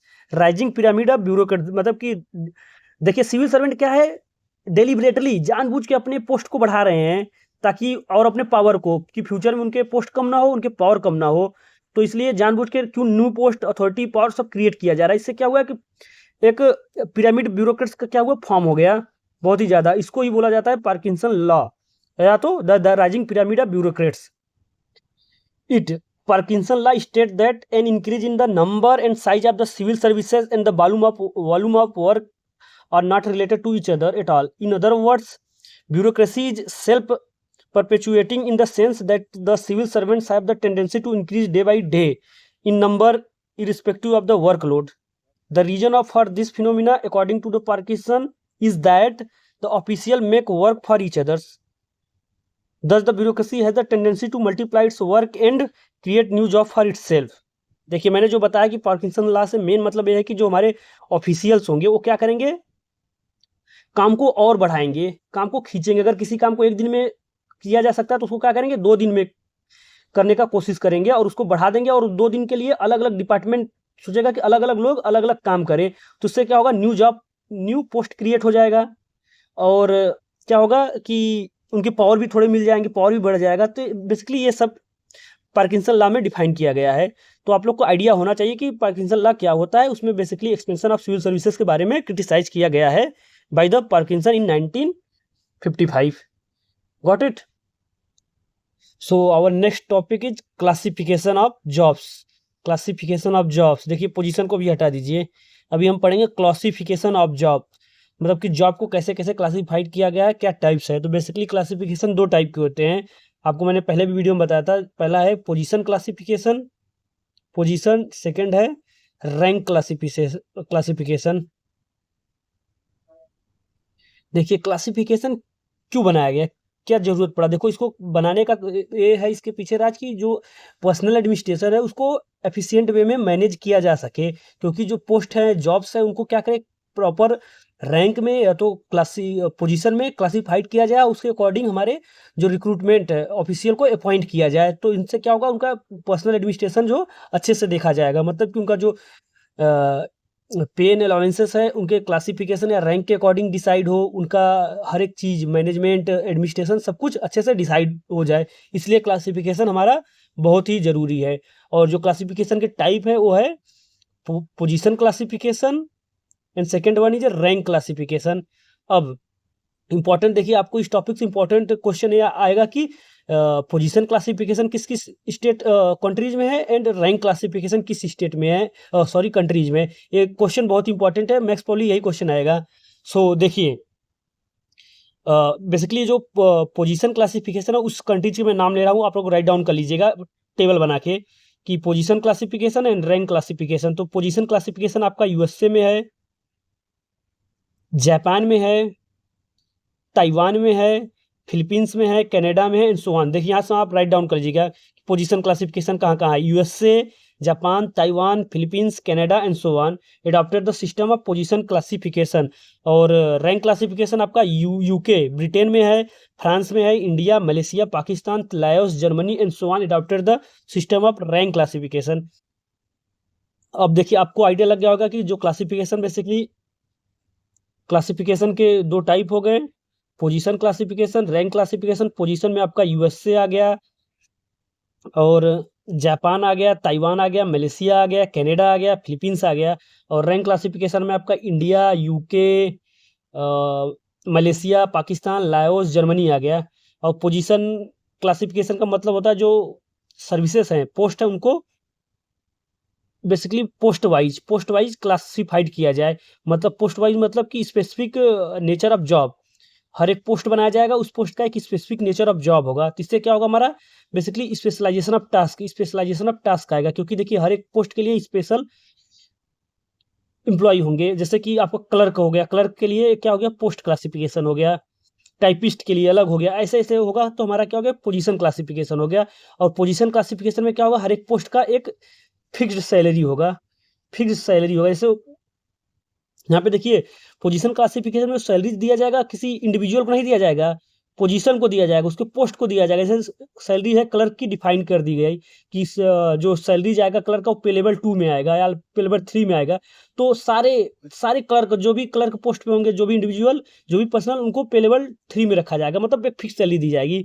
Typist के लिए अलग, ऐसे ऐसे सबको डिफाइन किया जाएगा पोजीशन क्लासिफिकेशन में। तो इसका जो, अगर हम देखें एडवांटेज पोजीशन क्लासिफिकेशन का क्या होगा, स्पेशलाइजेशन ऑफ टास्क होगा। मतलब अब कोई भी, मतलब कि डाउट नहीं आएगा, क्लियरिटी होगी, डिसीजन की क्लियरिटी होगी कि किसी पोस्ट पे क्या डिसीजन लेना है, क्या काम करना है। तो उससे हमें क्या हुआ, क्लियरिटी मिली पोजीशन क्लासिफिकेशन में। बट अगर इसका डिसएडवांटेज की बात करें तो आप देख सकते हो कि हर एक पोस्ट को क्लासिफाइड किया जाएगा उनके ड्यूटीज एंड रिस्पॉन्सिबिलिटी नेचर के अकॉर्डिंग। तो इसमें क्या होगा, टाइम टेकिंग ज़्यादा होगा और टाइम और मनी कंज्यूमिंग ज़्यादा है। और इसमें क्या होगा कि एक जो एडमिनिस्ट्रेटिव होगा, पर्सनल एडमिनिस्ट्रेशन के लिए भी दिक्कत होगा, क्योंकि देखिए हर एक पोस्ट के लिए स्पेसिफिक नेचर के होंगे, तो कहीं भी जो हम ट्रांसफ़र नहीं कर सकते उनको, या तो किसी दूसरे डिपार्टमेंट पे, किसी दूसरे पोस्ट पे, या वर्टिकल किसी और पोस्ट पे अगर नहीं कर सकते, क्या होगा उससे, अगर वो क्लर्क है तो क्लर्क का ही काम करेगा, अगर हम एडमिनिस्ट्रेशन चाहे उसको कुछ और काम कराना चाहे तो नहीं कर पाएगा। तो इससे क्या हुआ कि हमें ऑफिशियल ज़्यादा रखने पड़ेंगे, हर एक काम के लिए अलग अलग ऑफिशियल होंगे। तो ये सब क्या चीज़ हुई, लिमिटेशंस है पोजीशन क्लासिफिकेशन के। आइए थोड़ा डिटेल में देखते हैं पोजीशन क्लासिफिकेशन को।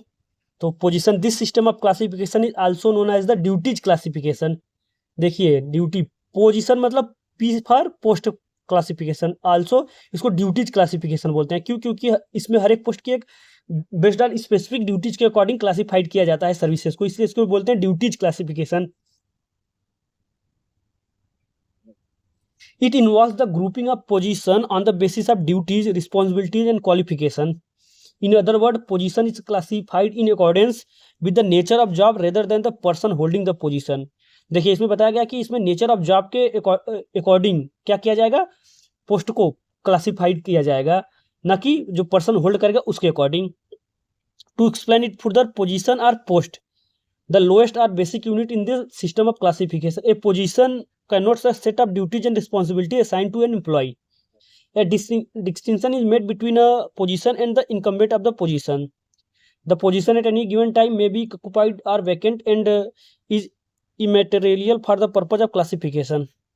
See the advantage of the system of position classification. कुछ देखिए एडवांटेज, देखिए पोजीशन क्लासिफिकेशन का क्या होता है। देखिए it provide for high degree of specialisation. देखिए अगर पोजीशन क्लासिफिकेशन है तो उससे क्या होगा, हाई डिग्री ऑफ स्पेशलाइजेशन होगा। Hence it is suitable for the specialist services like engineering, geological and so on. Second देखिए, it uphold the principle of equal pay for equal work. देखिए clerk है तो क्लर्क का ही पैसा मिलेगा, तो क्या करेगा, uphold the principle of equal pay for equal work. This is due to the fact that the employees in his system are paid according to the difficulty and responsibility of their jobs.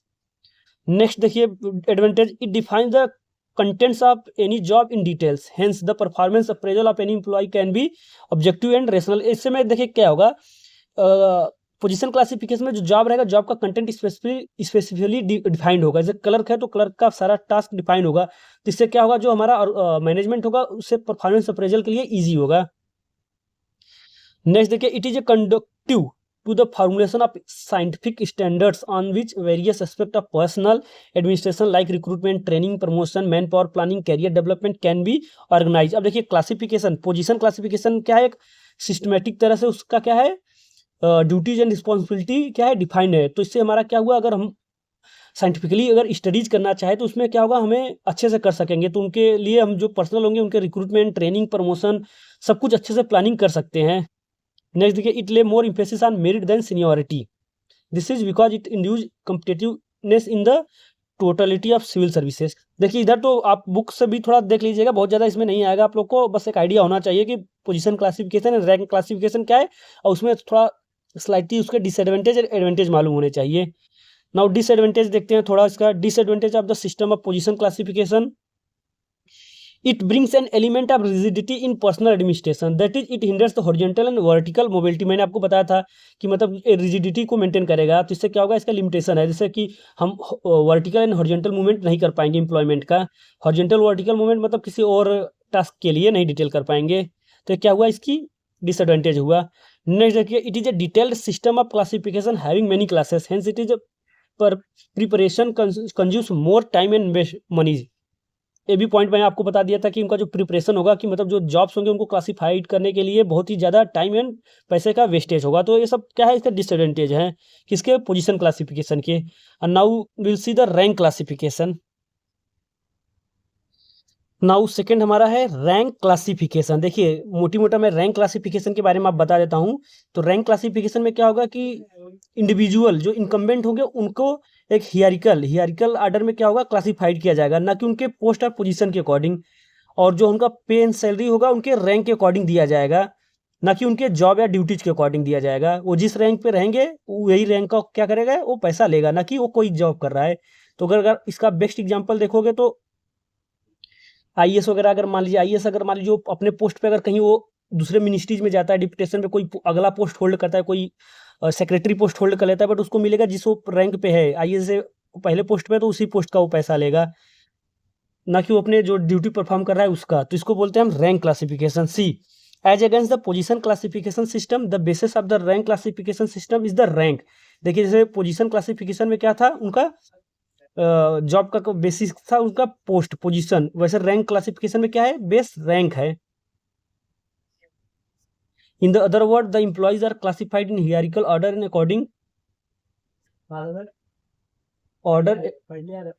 See, in the other word, the employees are classified in hierarchical order according to their rank. In this system, the employees are classified and not the job. देखिए मैंने बताया कि क्या होंगे, एक hierarchical order में classified होंगे, और एम्प्लॉई जो पर्सन होगा वो क्लासिफाइड होगा कि उसका रैंक क्या है, ना कि जॉब का रैंक। नहीं, जॉब का नहीं, एम्प्लॉय का रैंक क्लासिफाइड होगा। See each employ is placed in a particular class. The civil services is organized around the incumbent, who is the member of broadly defined group or service, and not the position or post. The salary and status of an employee depend on his ranking in a group or service, and not the position. In other words, the status and salary of an employee are determined with reference to the service he is assigned after recruitment. For example, a member of the Indian Administrative Services (IAS) may serve either in the central secretariat or a state secretariat or in any other organization, but he would draw the same salary and hold the same status in each cases. देखिए मैंने आपको बता दिया था कि इसमें जो IAS होगा वो कहीं भी किसी भी मिनिस्ट्री, स्टेट कैडर में काम करे या सेंट्रल कैडर में काम करे, कहीं भी काम करे, वो अपना जो इनिशियल जिस पोस्ट पे वो रिक्रूट किया गया है वही उस टाइम उसी पोस्ट का पैसा लेगा, ना कि जो काम कर रहा है। तो ये क्या हुआ हमारा रैंक क्लासिफिकेशन।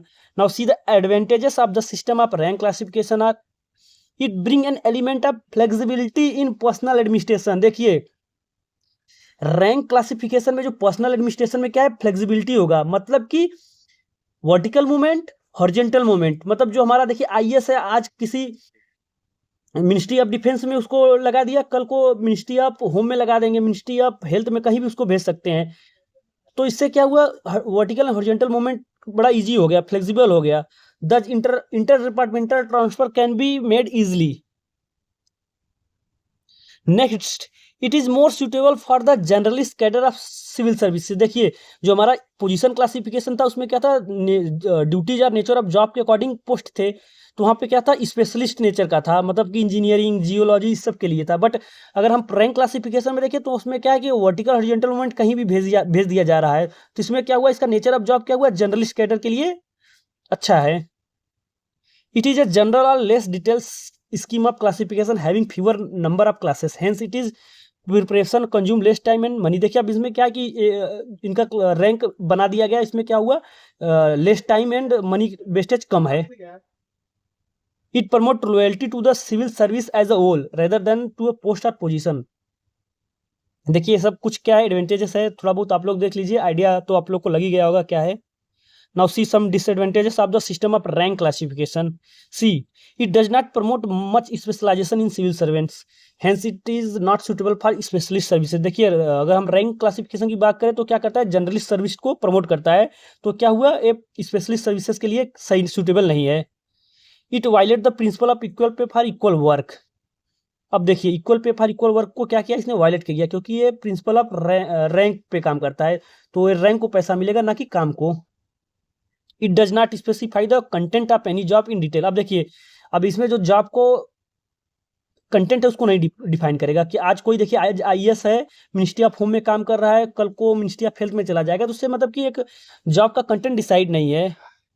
तो कुछ इसके ड्रॉबैक हैं रैंक क्लासिफिकेशन के भी, उसको आप लोग डिटेल में देख लीजिएगा बुक से। नाउ सी, अगर अब हम स्पेसिफिक क्लासिफिकेशन इंडिया की बात करें तो classification in India, see India has adopted the system of rank classification. I have told you already. In this topic, most important thing to know that in which country which classification system is adopted, like UK, Japan. In which countries position classification adopted in India, Pakistan, Germany, UK, position rank classification is adopted. So आपको ये याद होना चाहिए। So India has adopted the system of rank classification. The classification of services in our country is governed by the civil service rule of 1930। देखिए जो classification of jobs का है India में वो कौन गवर्न करता है? Civil services rule of 1930। Civil service of rule 1930 govern करता है। As change from time to time, presently it is classified into the following services. अब देखिए हमारे यहाँ जो सिविल सर्विसेज है उनको कैसे क्लासिफाइड किया गया है उसको देखिए। पहले तो है हमारा फर्स्ट में आएगा जो all India services. All India services अभी हम इसको डिटेल में बात करेंगे नेक्स्ट में कि ऑल इंडिया सर्विसेज में कौन कौन से पोस्ट आते हैं। तो देखिए अभी हम क्लासेस का बात करें, क्लासिफिकेशन बात करें सर्विस जॉब्स के।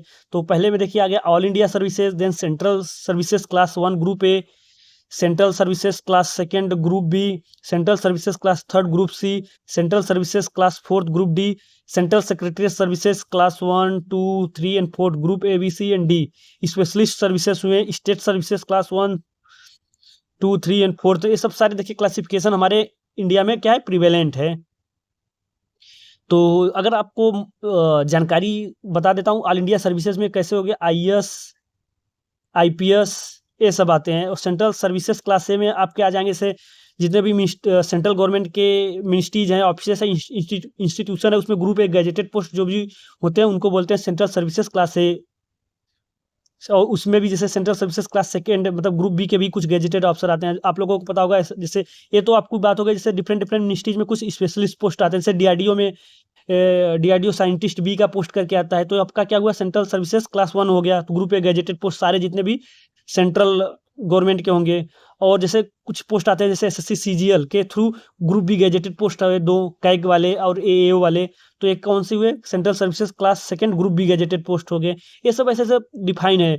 And central services class 3 group C वाले जैसे कि इंस्पेक्टर वगैरह हो गए हैं, ये सब हो गए हैं। तो ये सब अभी डिसाइड है, सब पहले से अपना क्लासिफिकेशन है हर एक पोस्ट का अच्छे से।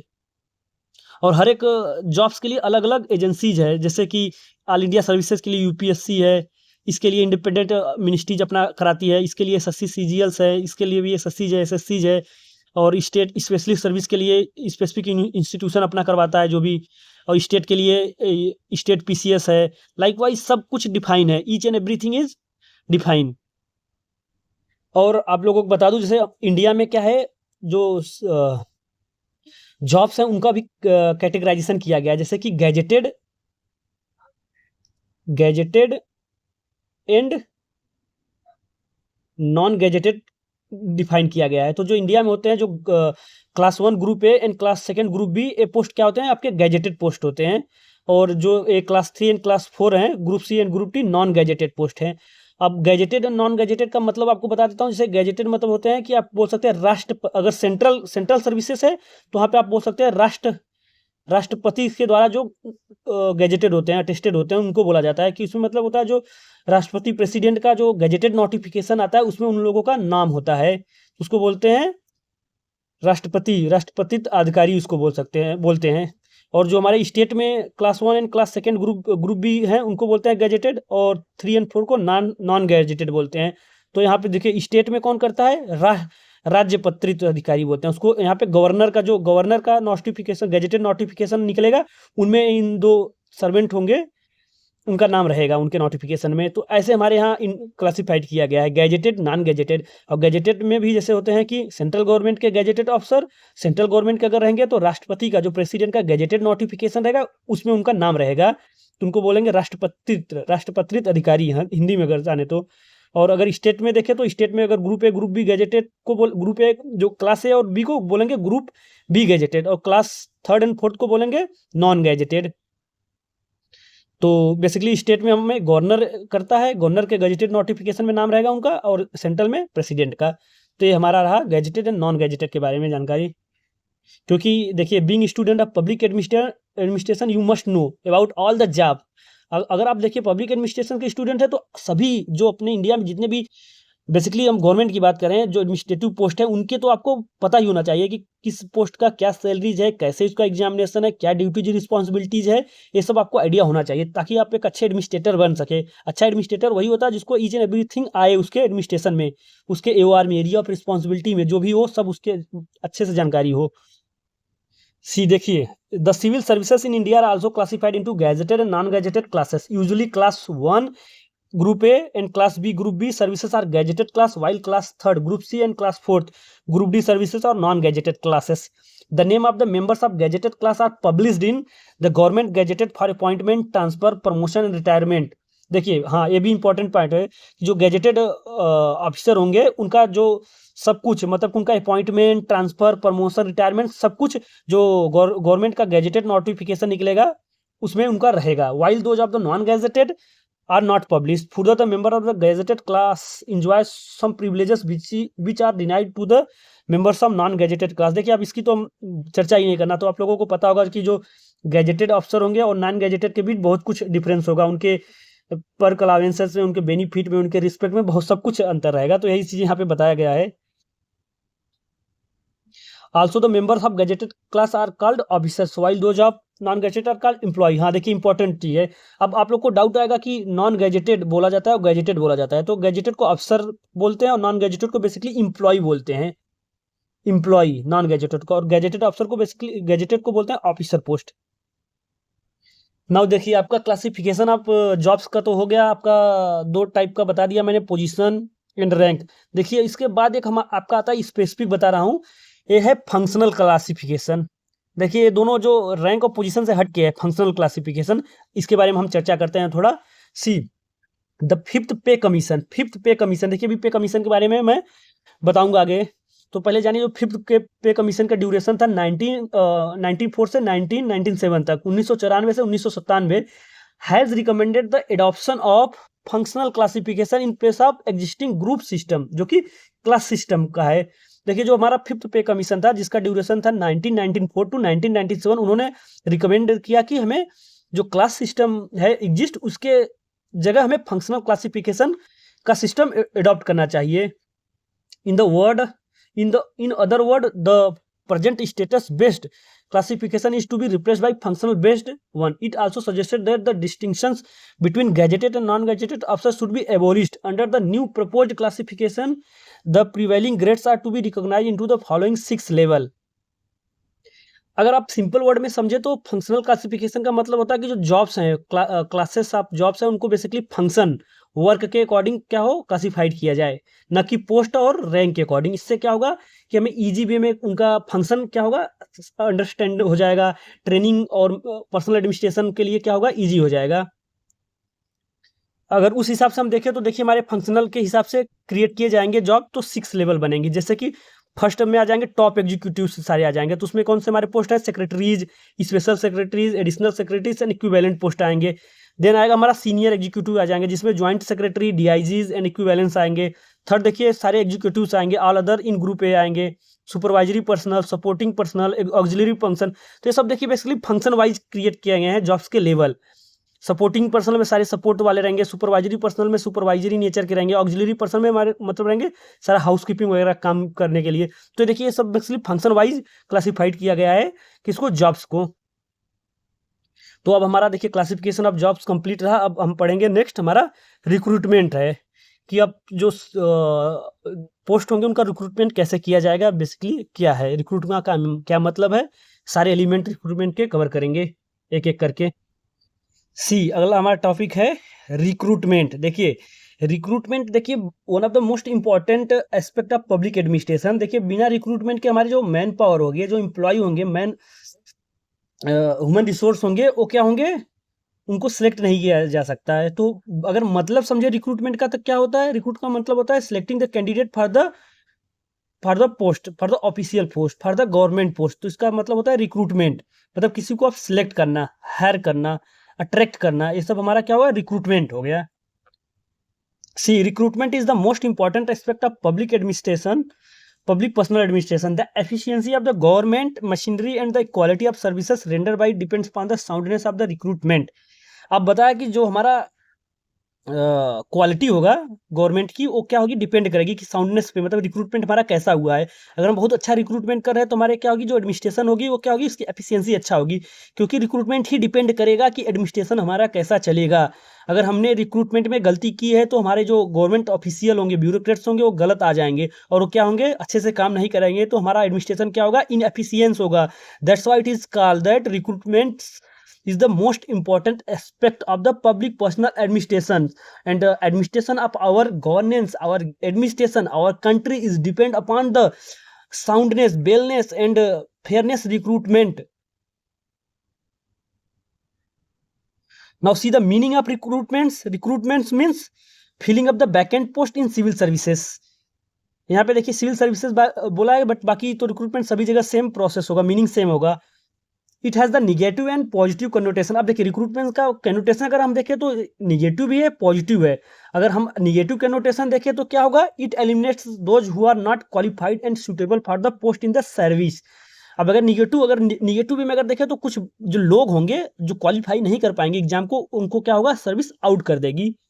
दज negative recruitment stand for the following. अब देखिए निगेटिव रिक्रूटमेंट का कुछ एक्सपेक्ट बताए गए हैं, फीचर्स हैं, वो क्या क्या है। See elimination of political influence, prevention of favouritism, keeping the rascal out. ये देखिए keeping the rascal out exam में पूछा गया है, इसको आप लोग राइट डाउन कर लीजिएगा कि रिक्रूटमेंट का निगेटिव एक्सपेक्ट क्या है, रास्कल आउट। अभी इसका मैं मतलब बताता हूँ, पहले एक एक करके करते हैं। एलिमिनेशन ऑफ पॉलिटिकल इन्फ्लुएंस, देखिए जो हमारा रिक्रूटमेंट होगा अगर उसके में हमें क्या होगा, ओपन कंपटीशन एग्जामिनेशन होगा, उसमें क्या होगा, जो क्वालिफाइड होंगे उन्हीं को सिलेक्ट किया जाएगा, बाकी को आउट कर दिया जाएगा। तो इससे क्या होगा, जो पॉलिटिकल इन्फ्लुएंस होंगे उससे हम बच जाएंगे। इन प्रिवेंशन ऑफ फेवरेटिज्म, और फेवरेटिज्म से भी हम बचा जा सकता है, क्योंकि ओपन कंपटीशन एग्जाम होगा, जो पास करेगा, जो योग्य होगा, जो स्किल्ड होगा, उन्हीं का हमें सिलेक्शन किया जाएगा। And keeping the rascal out. अब देखिए ये जो पॉइंट है रास्कल आउट, यहाँ पे मतलब है कि जो डिसऑनेस्ट होंगे, अयोग्य होंगे, इनएलिजिबल होंगे, करप्ट होंगे, उनको क्या करेगा, ये हमारा रिक्रूटमेंट प्रोसेस जो होगा वो क्या करेगा, आउट कर देगा उनको। फिल्टरिंग, बेसिकली इसको बोलते हैं फिल्टरिंग। तो ये सब क्या निगेटिव कनोटेशन से आप मतलब समझ सकते हैं। अगर पॉजिटिव कनोटेशन देखेंगे तो recruitment aim at filling the vacant post with the best qualified and most competent persons. Thus, positive recruitment emphasizes on an aggressive search for the best qualified, most talented, and highly competent personnel through concentration on the source of supply. तो ये रहा हमारा positive कॉन्नोटेशन recruitment का। Now see the rise of merit system. अब rise of merit system में आप लोगों को आइडिया बता देता हूँ कि यूएसए में क्या था, पहले पैट्रोनेज सिस्टम था। पैट्रोनेज सिस्टम का मतलब था कि जो ऑफिशियल पोस्टेड थे बेस्ड ऑन फेवरेटिज्म और पॉलिटिकल गिफ्ट के थ्रू, और पॉलिटिकल पार्टी से जो लॉयल रहते थे, जो उनके टच में रहते थे, उनके लोगों को दिया जाता था। तो क्या था, जो लोकल पीपुल थे वो बहुत ज़्यादा गुस्से हुए लोग, क्योंकि जो नॉर्मल जॉब सीकर थे उनको जॉब नहीं मिल पाता था, जो पॉलिटिकल पार्टी के लोग थे उन्हीं को मिलता था। तो फिर हमारा आया पेंडेंटल एक्ट, आप लोगों को सब कुछ पता है, पेंडेंटल एक्ट ऑफ 1883। उससे क्या हुआ कि उसके बाद हमारा राइज ऑफ मेरिट सिस्टम हुआ। तो मेरिट सिस्टम में क्या हुआ कि जो पोस्टेड थे वो based on open competitive examination के बेस्ट पे हो गए। तो उससे क्या हुआ, जो जो भी लोग होंगे सबको मतलब कि अपॉर्चुनिटीज मिलेगी एग्जाम में बैठने की, और जो एग्जाम क्वालिफाई करेगा, जो योग्य होगा, जो स्किल्ड होगा, तो उन्हीं का क्या होगा, पोस्ट पे रखा जाएगा। तो इसको बोलते हैं merit system. See before the rise of merit system of recruitment, 3 different system were prevalent, namely spoil system USA में था, पैट्रोनेज सिस्टम जो कि मतलब लगा आता है वंशानुगत जिसको बोलते हैं, and system of sale of the officers. देखिए जो फ्रांस में, मतलब कि जो वैकेंट पोस्टेड है उनको बीड लगाई जाएगी, जो सबसे ज़्यादा बीडर होगा उसको ऑफिस दे दिया जाएगा। तो ये सब चीज़ें थे, रिक्रूटमेंट होते थे पहले, राइज ऑफ मेरिट सिस्टम से पहले। Respectively see chapter of administrative system हम लोगों को पढ़ा दिया हूँ, देखो इसमें भी इन्होंने नोट्स दे दिया है। The merit system stand for the selection, retention and promotion of civil servant on the basis of the demonstrated fitness. In other word, under this system the recruitment and service condition of the civil servant are governed by their qualification. मैं सबको आप लोगों को बता दिया हूँ अच्छा सा, उसमें क्या देखा है, educational, technical and personal, physical fitness सब कुछ देखा जाएगा। तो ये हमारा क्या होगा, मेरिट सिस्टम होगा। एंड इस चीज़ में आप लोगों को इंपॉर्टेंट पॉइंट जो कि याद करने लायक है, तो ये है कि China was the first country to adopt the scientific system of recruitment based on the merit principle. ये चीज़ आप लोगों को पूछा गया है एमपीआईक्यू में, इसको आप लोग नोट्स में लिख लीजिए कि चाइना क्या था, पहला scientific system of recruitment based on merit principle को अडॉप्ट किया था चाइना ने। In this country the system of recruitment through competitive examination was stabilised in the second century BC itself. It was called as the Mandarin system in ancient China. देखिए मैं China system, mandarin system आप लोगों को बताया हूँ। Mandarin A Chinese word means a person holding a high offices, उसको बोलते हैं मैंडेरियन सिस्टम। अब देखिए इस पैसेज में बहुत ही इंपॉर्टेंट फैक्ट्स दिए गए हैं, इसको आप लोग को राइट डाउन कीजिए, इसमें सारे पॉइंट राइट डाउन कीजिए। इन मॉडर्न टाइम्स, देखिए आप लोग बताया हूँ मैं, जब एडमिनिस्ट्रेटिव सिस्टम ऑफ जापान का पढ़ा था उसमें मैंने बताया था मैंडेरियन क्या है। मैंडेरियन मतलब कि जो होता है जो ऑफिशियल जो हाई पोस्ट को होल्ड करते हैं उनको बोलते हैं मैंडेरियन सिस्टम। इस पर आइए, in modern times the first country to develop a modern time की बात की जा रही है। In modern time the first country to develop a scientific system of recruitment was Prussia, where recruitment through open competitive examination was established in 18th century. Prussia was followed by India, then India, which accepted the principle of merit as the basis of recruitment in 1853. देखिए Prussia followed by India merit system कब adopt किया था? 1853 में। Britain adopted this system in 1857 में, जिससे 4 साल बाद, on the recommendation of Northcote Trevelyan report of 1854. In the USA, the merit principle was introduced by the Pendental Act of 1893. For complete details regarding Britain और USA का अपना administrative system पढ़ लीजिए। तो ये सब बहुत इंपॉर्टेंट फैक्ट्स है। देखिए प्रूरसिया एंड इंडिया कब किया गया था? 1853 में। देन यूके में आपका 1857 में, एंड यूएसए में 1883 में पेंडेंटल एक्ट के बाद। यूके में नॉर्थकोटिन ट्रेवलिंग रिपोर्ट 1884 के बाद, जो कि 1857 में अडॉप्ट किया गया था। तो ये सब चीज़ें थे, कुछ इंपॉर्टेंट फैक्ट्स दिए गए हैं। रिक्रूटमेंट किस कंट्री में कब अडॉप्ट किया गया, तो उसको आप लोग याद कीजिएगा। तो इसमें आप लोग सिंपल लिख लीजिए, इंडिया एंड प्रूरसिया 1853, यूके 1857 और यूएसए 1883। अब यहाँ 2 पे देखिए इंपॉर्टेंट पॉइंट है, ये है यूके में नॉर्थकोटिन ट्रेवलिंग रिपोर्ट जो कि 1854 के बाद से अडॉप्ट किया गया था, और यूएसए में पेंडेंटल एक्ट 1883 के बाद। Now see the process of recruitment. अब देखिए रिक्रूटमेंट का प्रोसेस कैसे है, क्या क्या एक एक स्टेप में, और सारे प्रोसेस में जो टर्मिनोलॉजी आएंगे कुछ, वो बहुत ही इंपॉर्टेंट है। देखिए यहाँ पे कुछ टर्मिनोलॉजी जो इंपॉर्टेंट है उनको मैं हाईलाइट कर दिया हूँ। बेसिकली आप सारा पैसेज ना भी याद रहेगा तो चलेगा, बट कंसेप्ट मालूम होना चाहिए। बट जो हाईलाइटेड टर्म्स है उनको तो आप लोग को जरूर मालूम है, क्योंकि ये सारे पूछे हुए गए हैं, सारे एमसीक्यू में पूछे गए हैं टर्म्स हैं। सो तो हम डिटेल में पहले देखते हैं कि जो रिक्रूटमेंट का प्रोसेस क्या है। See the process of recruitment consist of step in the order to given below. अब देखिए यहाँ पे बताया गया कि जो रिक्रूटमेंट का प्रोसेस है बहुत ही ज़्यादा प्रोसेस में है, बेसिकली उसको एक एक करके दिया गया है। सो देखिए फर्स्ट हमारा जो रिक्रूटमेंट में प्रोसेस में है जॉब रिक्विजिशन। अब जॉब रिक्विजिशन में क्या होगा, जैसे डिफरेंट मिनिस्ट्रीज है, डिफरेंट मिनिस्ट्रीज में क्या है, उनके जो स्पेसिफिक नेचर ऑफ जॉब के अकॉर्डिंग क्या मांगा जाएगा, क्या कमी है उनमें, क्या मतलब वैकेंट पोस्ट है उसके मांगा जाएगा। डिफरेंट अपनी एजेंसीज अपने वैकेंट पोस्ट देंगे, तो उसको बोलते हैं job requisition. See that is asking the various ministries, department, other administrative agencies about their personal requirement. अपने पर्सनल रिक्वायरमेंट मतलब जो भी पोस्ट वैकेंट होगी उनकी डिटेल दिया जाएगा। सी उसके बाद क्या होगा, जॉब रिक्विजिशन। देखिए अब डिटेल पर्सनल जो रिक्वायरमेंट है उनकी डिटेल मिल गई। उसके बाद क्या होगा, डिटर्मिनेशन ऑफ क्वालिफिकेशन। अब क्वालिफिकेशन डिसाइड किया जाएगा कि जिस पोस्ट के लिए हमें जॉब, जो मतलब जॉब रिक्विजिशन जिस पर्सनल के लिए दिया गया है उनका हम क्वालिफिकेशन क्या रखते हैं। क्वालिफिकेशन में देखो क्या क्या डिसाइड किया जाएगा। उसका एजुकेशनल क्वालिफिकेशन क्या होगा, technical and personal qualification and other condition of the recruitment policy सब बनाया जाएगा, तो उसको बोलते हैं determination of qualification. And third process होगा designation of the application form. अब एप्लीकेशन फॉर्म का क्या होगा, डेजिग्नेशन होगा कि किस पोस्ट पे कैसा क्या फॉर्म निकालना है। देन उसको क्या होगा, उस फॉर्म को क्या करेंगे, एडवर्टाइज करेंगे, अनाउंसमेंट करेंगे। अब vacant post and examination through media various types. अब देखिए उसको क्या किया जाएगा, पब्लिश किया जाएगा, मतलब कि फॉर्म आउट हो गया। जैसे सरकारी रिजल्ट पे हम लोग देखते हैं ना कि सारे टाइम टू टाइम पोस्ट आते रहते हैं, और डिफरेंट मिनिस्ट्रीज के वेबसाइट पे मतलब डिफरेंट डिफरेंट जो रिक्रूटिंग एजेंसीज है उनके भी साइट पे आते रहते हैं। जैसे यूपीएससी का साइट पे अगर देखेंगे तो सारा आ जाता है। तो बेसिकली इन्हीं साइटों से ही हमारा अदर जो थर्ड पार्टी साइट है, जैसे सरकारी जिल्डर है, रोजगार है, ये सब यहीं से करते हैं, रिडायरेक्ट करते हैं। तो ये सब उसको ही बोलते हैं एडवर्टाइजमेंट और announcement of the vacant post. Then उसके बाद क्या होगा, देखिए अब क्या हुआ, पोस्ट फिल हो गए, सारे कैंडिडेट्स ने अप्लाई कर दिए ऑनलाइन। फिर उसके बाद जो एप्लीकेशन होगा उनका क्या होगा, स्क्रूटनाइजेशन ऑफ एप्लीकेशन होगा, उन एप्लीकेशन का स्क्रूटनाइजेशन होगा। फिर क्या होगा, एडमिट कार्ड आएगा, फिर एग्जाम होगा। तो ये सब चीज़ें उतना नहीं मेंशन किया गया, मैं बता दे रहा हूँ, प्रोसेस आप लोग को भी मालूम है। देन क्या होगा, कंडक्टिंग ऑफ एग्जामिनेशन होगा। देखिए एडमिट कार्ड आ गया, अब एग्जाम होगा। एग्जाम में क्या होगा, रिटेन ओरल सब होगा। सो इससे क्या होगा, determining the qualification ability of applicants. इससे हमें जो एप्लीकेंट का क्वालिफिकेशन एबिलिटी डिटरमाइंड हो जाएगा। देन अब देखिए क्या हुआ, सिलेक्ट हो गए, एग्जाम दिए, प्री मेंस निकाले, इंटरव्यू निकाले, कैंडिडेट सिलेक्ट हो गया कि इससे डिटर्मिनेशन हो गया एजेंसी को, हमें इन इन कैंडिडेट को लेना है। ठीक, यहाँ से यहाँ तक देखिए यूपीएससी ने अपना काम कर दिया, एग्जाम कंडक्ट कराया, इंटरव्यू दिया, एक लिस्ट बनाया। फिर लिस्ट बना देगा तो जो सिलेक्टेड कैंडिडेट है उनका लिस्ट बनाएगा। उस लिस्ट के बनाने को प्रक्रिया को, प्रोसेस को बोलते हैं सर्टिफिकेशन। और यही काम देखिए लिस्ट बनाने तक का, सक्सेसफुल कैंडिडेट का जो लिस्ट बनाएगा, यही काम हमारा यूपीएससी का है, लास्ट फंक्शन है यूपीएससी का।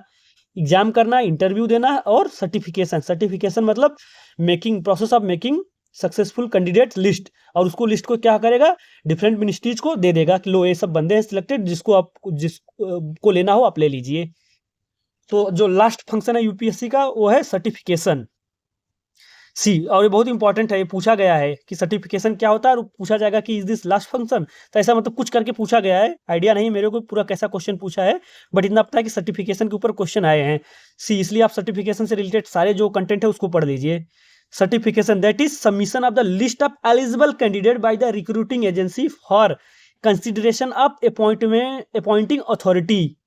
There are two methods of certification. देखिए, one name for each post. जैसे कि देखिए जो सर्टिफिकेशन का मेथड होगा वो दो प्रकार का होगा।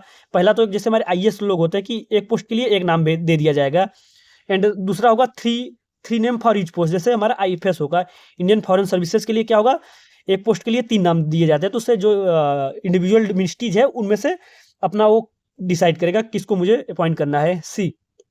There are two methods of certification, that is one name for each post just followed in IAS, and second है 3 name for each post, that is rule of 3 as followed in IFS, Indian Foreign Services. It must also be mentioned here that certification is the last function of Public Service Commission. देखिए important चीज, certification का पहले मतलब क्या होता है, certification का मतलब होता है कि that is submission of the list of eligible candidate by the recruiting agency for consideration of appointing authority. ये हो गया सर्टिफिकेशन का मतलब। और ये पॉइंट है, it must be mention here that certification is the last function of public service commission. इतना आप लोगों को जानकारी होना चाहिए। अब देखिए, अब प्रोसेस में घुसे। अब देखिए हमारे यूपीएससी ने क्या किया, सर्टिफिकेशन कर दिया, मतलब कि एलिजिबल कैंडिडेट का लिस्ट पास्ट कर दिया अपॉइंटिंग अथॉरिटी के लिए। अब अपॉइंटिंग अथॉरिटी अपना क्या करेगी, जिसको लेना है उसको अपॉइंट करेगी। उसको बोलते हैं selection. Selection that is the act of choosing from eligible candidate by the government. अब देखिए सिलेक्ट करेगा कि बेसिकली देखिए जो सिलेक्ट हो गए सारे जो पास है उनका तो सबका होगा, बट स्पेसिफिक जगह के लिए स्पेसिफिक चीज लोग सिलेक्ट किए जाएंगे, अदर देन वो किसी और डिपार्टमेंट पे चले जाएंगे, होगा सबका। तो इसको बोला है selection, that is act of choosing from eligible candidate by the government, इसको बोलते हैं सिलेक्शन। अब फिर देखिए अब होगा अपॉइंटमेंट होगा, that is issuing of the formal letter of appointment by the government to the concerned candidate. अब देखिए सिलेक्शन, तो देखिए सिलेक्शन में बेसिकली आपको नहीं पता चलेगा कि कौन सेलेक्ट हुआ है नहीं हुआ है। तो बेसिकली सिलेक्शन में क्या होगा, चूजिंग मतलब कि डिसाइड कर लेगा मिनिस्ट्रीज मुझे ये बंदा चाहिए। फिर क्या होगा, एक लेटर जारी करेगा, वो कैंडिडेट को भेजेगा, उसको बोलते हैं अपॉइंटमेंट। तो लेटर से क्या होगा, हमें कैंडिडेट को पता चलेगा। देखिए अपॉइंटमेंट हमसे कंसर्न है, हमें पता चल जाएगा, बट सिलेक्शन वाला अपॉइंटमेंट के भी बाद ही चलेगा कि मैं सिलेक्ट था इस डिपार्टमेंट में। देन आएगा, अब देखिए अपॉइंटमेंट हो गया, इंडिविजुअल के पास लेटर मिल गया, ज्वाइनिंग लेटर, इसको बोलते हैं अपॉइंटमेंट। फिर उसके बाद क्या होगा, वो प्रोबेशन पीरियड में हो जाएगा। अब जैसे जिस दिन से उसका अपॉइंटमेंट हुआ, अपॉइंटमेंट लेटर हुआ, उस दिन से उसका क्या हुआ, वो प्रोबेशन पीरियड काउंट हो जाएगा। तो प्रोबेशन क्या होता है, देखिए प्रोबेशन बेसिकली क्या होता है, एक टेम्प्रोरी टाइप में, मतलब कि आपने गवर्नमेंट में आपने एंट्री मार लिया, ऑफिशियल पोस्ट होल्ड कर लिया, बट टेम्प्रोरी बेस्ड पे। See, that is the entry of the selected and appointed candidate into service on a temporary basis. If the performance of the candidate is satisfactory during the period of probation, he is given confirmation on the service. देखिए probation मैंने बता दिया कि जो appointment होगा, selection होगा, वो temporary basis में होगा, मतलब कि उन्होंने गवर्नमेंट में एंट्री, अपनी पोस्ट की एंट्री तो पा ली बट टेम्प्रोरी बेसिस में, बट उनका परफॉर्मेंस डिपेंड करेगा कि कैंडिडेट का परफॉर्मेंस कैसा है, सेटिस्फैक्टरी है कि नहीं है। उस बेस पर फिर कुछ टाइम बाद उनको क्या किया जाएगा, कन्फर्मेशन किया जाएगा, मतलब परमानेंट बेसिस पे रख लिया जाएगा। देन उसके बाद आएगा प्लेसमेंट। देखिए प्लेसमेंट क्या हुआ, that is posting of the recruited candidate in the right job. आप देखिए तो ट्रेनिंग वगैरह के बाद क्या होगा, उनका प्लेसमेंट हो जाएगा राइट प्लेस पे फॉर राइट पर्सन, तो उसको बोलेंगे प्लेसमेंट। देन आएगा ओरिएंटेशन। ओरिएंटेशन मतलब कि that is induction of the candidate into the service through training courses to acquaint him with the organisation, work environment and method of his job. इसको बोलते हैं orientation, मतलब कि उनको जस्ट ओरिएंट करना। नहीं, आप लोगों ने सुना होगा फॉर्मल अगर बात चले किसी बीच में, तो लोग बोलते हैं ना, I am just orienting you about the job, about the organisation, मतलब जस्ट एक ओरिएंटेशन देना।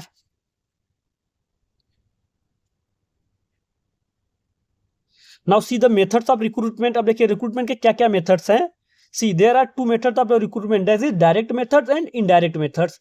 अब देखिए डायरेक्ट मेथड में क्या होता है, direct methods means filling a vacant post in civil services by suitable and qualified candidate available in the open market.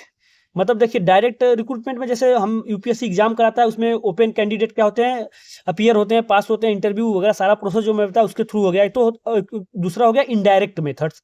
अब देखिए पहले ओपन मेथड में और थोड़ा कुछ देख लीजिए।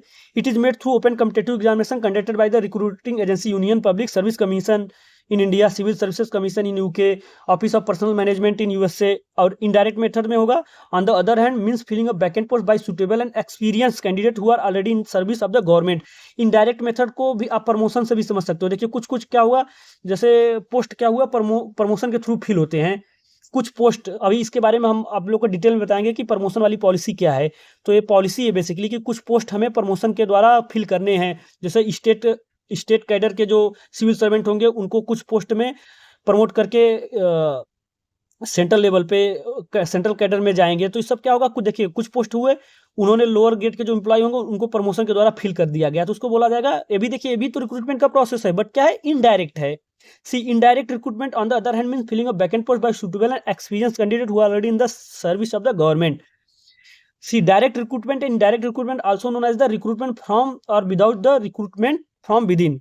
देखिए डायरेक्ट रिक्रूटमेंट होता है recruitment from without and recruitment from with in.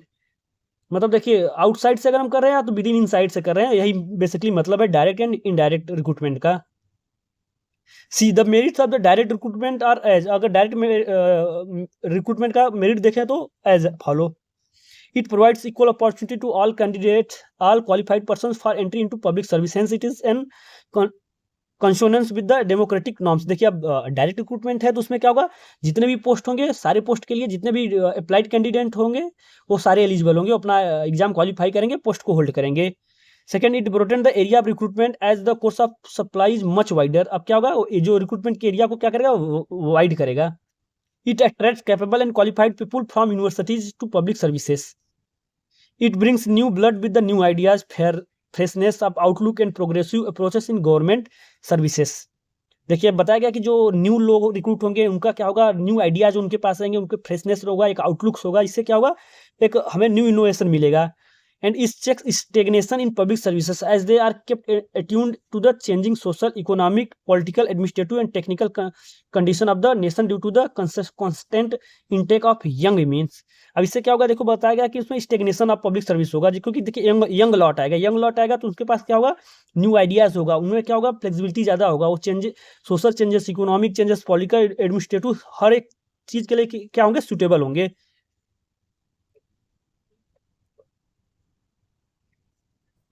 And it is suitable for the recruitment in technical and professional field as they requires latest knowledge. अब देखिए जो डायरेक्ट रिक्रूटमेंट है वो बताया गया कि जो प्रोफेशनल नॉलेज फील्ड के लिए बहुत ही ज़्यादा जरूरी है, मतलब अच्छा है, मतलब बढ़िया पड़ेगा, सूटेबल पड़ेगा। क्यों, क्योंकि यंग लॉट आएगी तो यंग लॉट क्या होंगे, अपडेट होंगे टेक्निकल नॉलेज से, मतलब जो चल रहा है एडवांस टेक्नोलॉजी से क्या होंगे, अपडेट होंगे, तो क्या होंगे, टेक्निकल प्रोफेशनल फील्ड के लिए सूटेबल होंगे।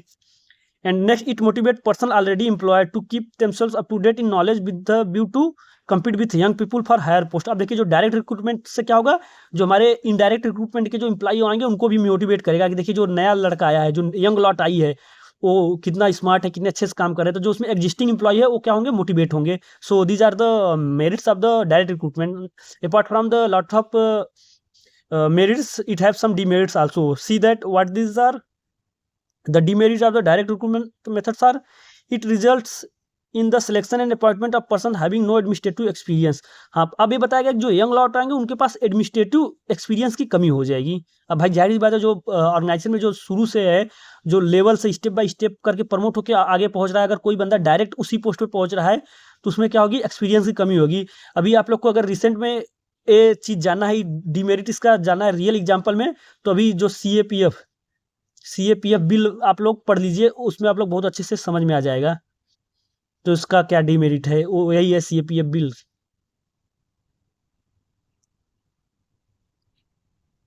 नेक्स्ट देखिए, it necessitates a prolong and intensive training which is expensive. अब देखिए जो डायरेक्ट रिक्रूटमेंट होगा, डायरेक्ट हायर पोस्ट के लिए आएंगे यंग लॉट्स, उनका क्या होगा, एक एक्सटेंसिव ट्रेनिंग होगा, बहुत ज़्यादा ब्रॉड ट्रेनिंग होगा, तो उससे क्या होगा, पैसा और टाइम मनी सब बेस्ट होगा, मतलब बेस्ट क्या होगा, ज़्यादा लगेगा, एक्सपेंसिव होगा. तो सब देखिए, apart from merits have some demerits. अब now see the qualification of the employee. अब एम्प्लॉय का क्वालिफिकेशन के बारे में बात करते हैं. See our next topic is qualification of the employee. देखिए अब जो हमारे एम्प्लॉय होंगे, बेसिकली जो सिविल सर्वेंट्स होंगे, पब्लिक सर्वेंट्स होंगे, उनका क्वालिफिकेशन क्या क्या होता है, क्या डिसाइड किया जाता है. तो बेसिकली अगर क्वालिफिकेशन की बात करें तो देखिए ये हो गया क्वालिफिकेशन. तो बेसिकली टू टाइप का क्वालिफिकेशन डिसाइड किया जाता है. एक तो हमारा होता है जनरल क्वालिफिकेशन और एक होता है स्पेसिफिक क्वालिफिकेशन, स्पेशल जिसको बोलते हैं. तो जनरल क्वालिफिकेशन में आपका हो जाएगा जैसे कि नेशनलिटी हो जाएगा, डोमिसाइल हो जाएगा, सेक्स हो जाएगा, एज हो जाएगा, ये सब हो जाएगा. और स्पेशल क्वालिफिकेशन में आपका जैसे एक्सपीरियंस हो जाएगा, एजुकेशनल बैकग्राउंड हो जाएगा, एक्सपीरियंस, इस सब की बात की जाएगी. तो ये हमारे होता है qualification. See, the qualification required of the public servants are two type, namely general qualification and special qualification.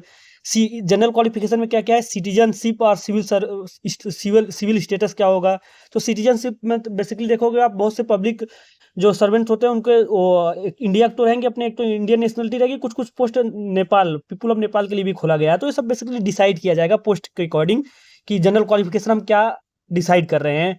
See, only the citizen of the country are appointed to the public offices. If the services of an alien becomes indispensable, the appointment is made for a short period. However, the public offices in India are open to also to the citizen of Nepal. तो ये सब क्या है, general qualification है. ये सब आप लोग 10 पॉइंट टू पॉइंट देख लीजिएगा कि जनरल क्वालिफिकेशन में आपका सिटीजनशिप और सिविल स्टेटस आएगा, एंड रेजिडेंस और डोमिसाइल आएगा, एंड सेक्स आएगा. शुरू में जैसे होता था ना कि वीमेन को सारा पोस्ट नहीं अलाउ था, बट धीरे धीरे क्या हुआ कि जनरली इंडिया में तो सारे पोस्ट मेन एंड वुमेन के लिए इक्वली है, तो इसलिए सेक्स का भी जरूरी है. एज है, जैसे एज होता है कि कुछ पोस्ट के लिए 18 से लेके 21 तक, कुछ के लिए 27 तक, ऐसे से एज है, ये सब डिसाइड किया जाएगा जनरल क्वालिफिकेशन. और स्पेशल क्वालिफिकेशन की बात करें तो जिसमें आएगा एजुकेशनल क्वालिफिकेशन, जैसे कि उनका क्या बैकग्राउंड, किस फील्ड में हम ले रहे हैं, जनरल आर्ट्स में ले रहे हैं या टेक्निकल फील्ड में ले रहे हैं, ह्यूमैनिटीज में ले रहे हैं, तो सब क्या हुआ, क्वालिफिकेशन डिसाइड किया जाएगा स्पेसिफिक जॉब के लिए. Now see experience. बहुत से पोस्ट में एक्सपीरियंस मांगा जाता है. जैसे कि आप लोग अगर जज की पोस्ट देखेंगे तो स्टेट पीसीएस की पोस्टें देखेंगे, जे की जो बोलते हैं ना, पीसीएस जे, उसमें क्या होगा कि इसमें एक्सपीरियंस मांगा जाता है कि कुछ साल तक, 2 साल या कुछ ऐसा है, आइडिया नहीं, बट कि लोअर कोर्ट में एक्सपीरियंस हो या तो कहीं भी सेशन कोर्ट वगैरह में एक्सपीरियंस किए हो, कुछ ऐसा ही है. तो इससे ये होता है एक्सपीरियंस, ये होता है एक्सपीरियंस को बोलते हैं, जो कि स्पेशल क्वालिफिकेशन में आएगा.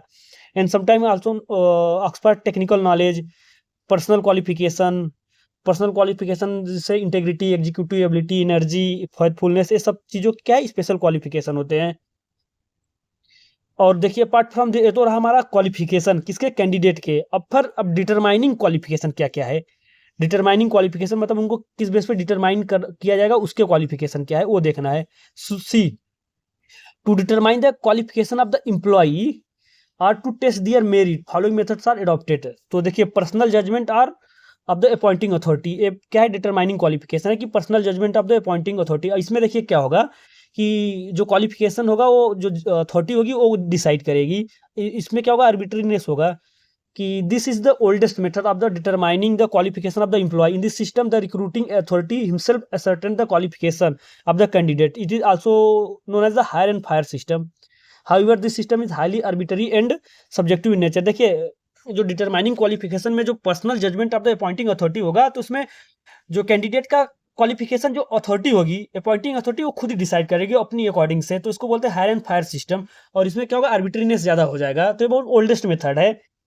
Second one is the evaluation of qualification, experience and past record. तो देखिए इसमें क्या होगा कि उनका पास्ट रिकॉर्ड को क्या किया जाएगा, इवेल्युएट किया जाएगा, एक्सपीरियंस को इवेल्युएट किया जाएगा, उसके बेस पे उनका डिटरमाइनिंग क्वालिफिकेशन डिटरमाइन किया जाएगा। See this is method use to fill up scientific post, specialized and technical post. It involves assessment of the qualification, experience and past service record of the applicants by the board of expert. The board select the candidate after personally meeting and interviewing them.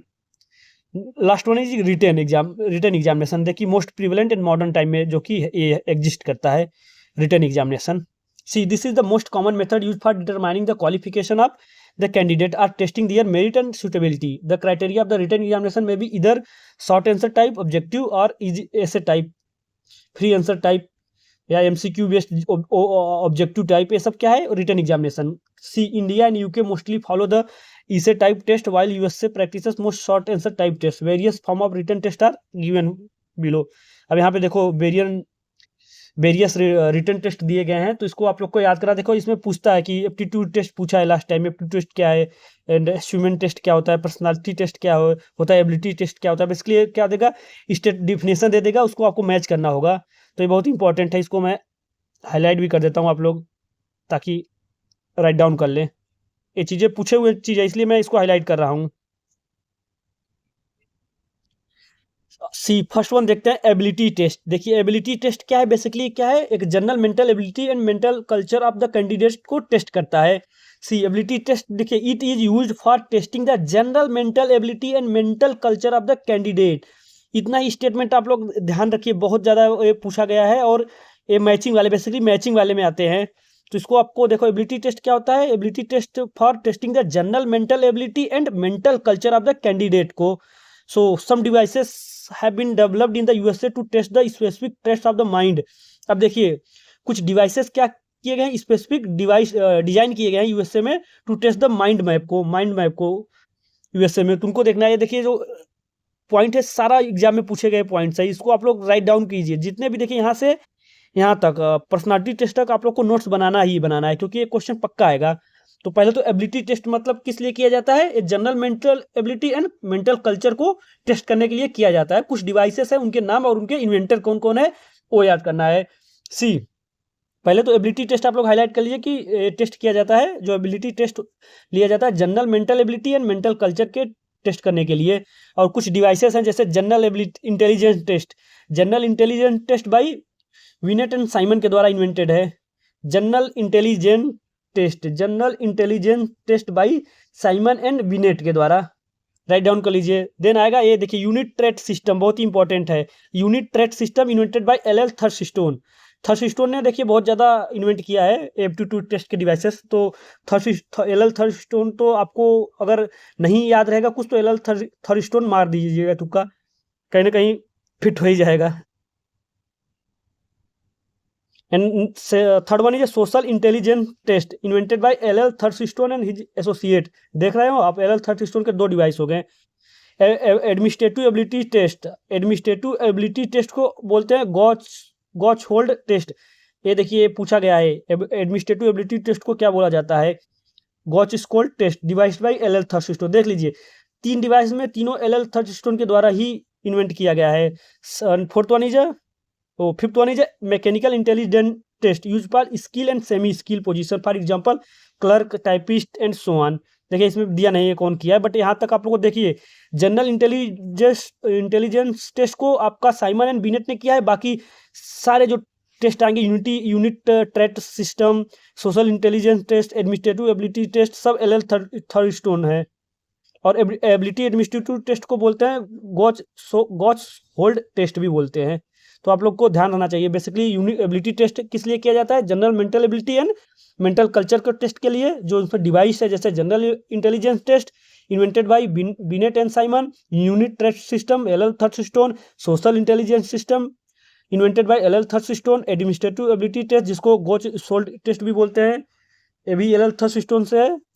Next है हमारा aptitude test. Aptitude test आप लोगों ने दिया भी होगा और इसको आप लोग को पता होना चाहिए। See different methods of aptitude test are device to measure and test the aptitude of the applicant with regard to the job. So aptitude test basically जो कैंडिडेट के एप्टीट्यूड के टेस्ट के लिए किया जाता है।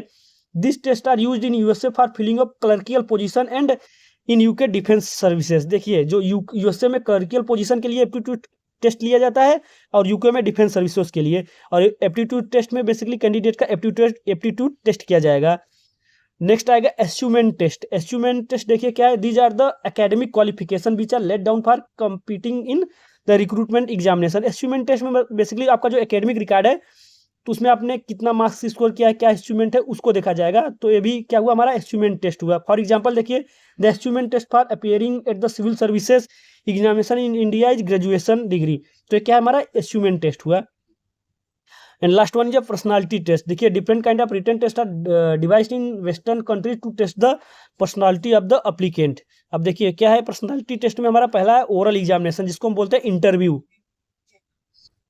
एंड देन परफॉर्मेंस टेस्ट है, then physical test है। ये सब क्या है हमारा फिजिकल टेस्ट, पर्सनालिटी टेस्ट है। ओरल एग्जामिनेशन जिसको इंटरव्यू बोलते हैं, जिसमें इंटरव्यू लिया जाएगा। ओरल टेस्ट और interview use to test personal qualification of applicant. And performance test में देखिए क्या है, in this system the candidate are required to demonstrate their ability and skills by performing a given work. Performance test में basically कोई task दे दिया जाएगा, उसको demonstrate और करके दिखाना है, तो हमारा हुआ performance test. And physical test में क्या है, दिस टेस्ट इज टू जज the physical fitness of the candidate for the work और जॉब, तो इसको बोलते हैं फिजिकल टेस्ट। तो ये सब क्या हुआ, किसके अंतर्गत आएंगे, पर्सनालिटी टेस्ट में आएंगे। Now see the system of recruitment. Recruitment का सिस्टम क्या क्या होता है, जैसे हमारे बोलते हैं ना कैडेट सिस्टम है, तो ये है सिस्टम ऑफ रिक्रूटमेंट। तो पहला है हमारा कैडेट सिस्टम, देन है general mental ability system, and third one is expertise system, and fourth one is lateral entry system, जो कि अभी देखिए बहुत ही फेमस था और हाईलाइटेड पॉइंट भी है लेटरल एंट्री सिस्टम। तो आइए एक एक करके समझते हैं कैडेट सिस्टम क्या होता है।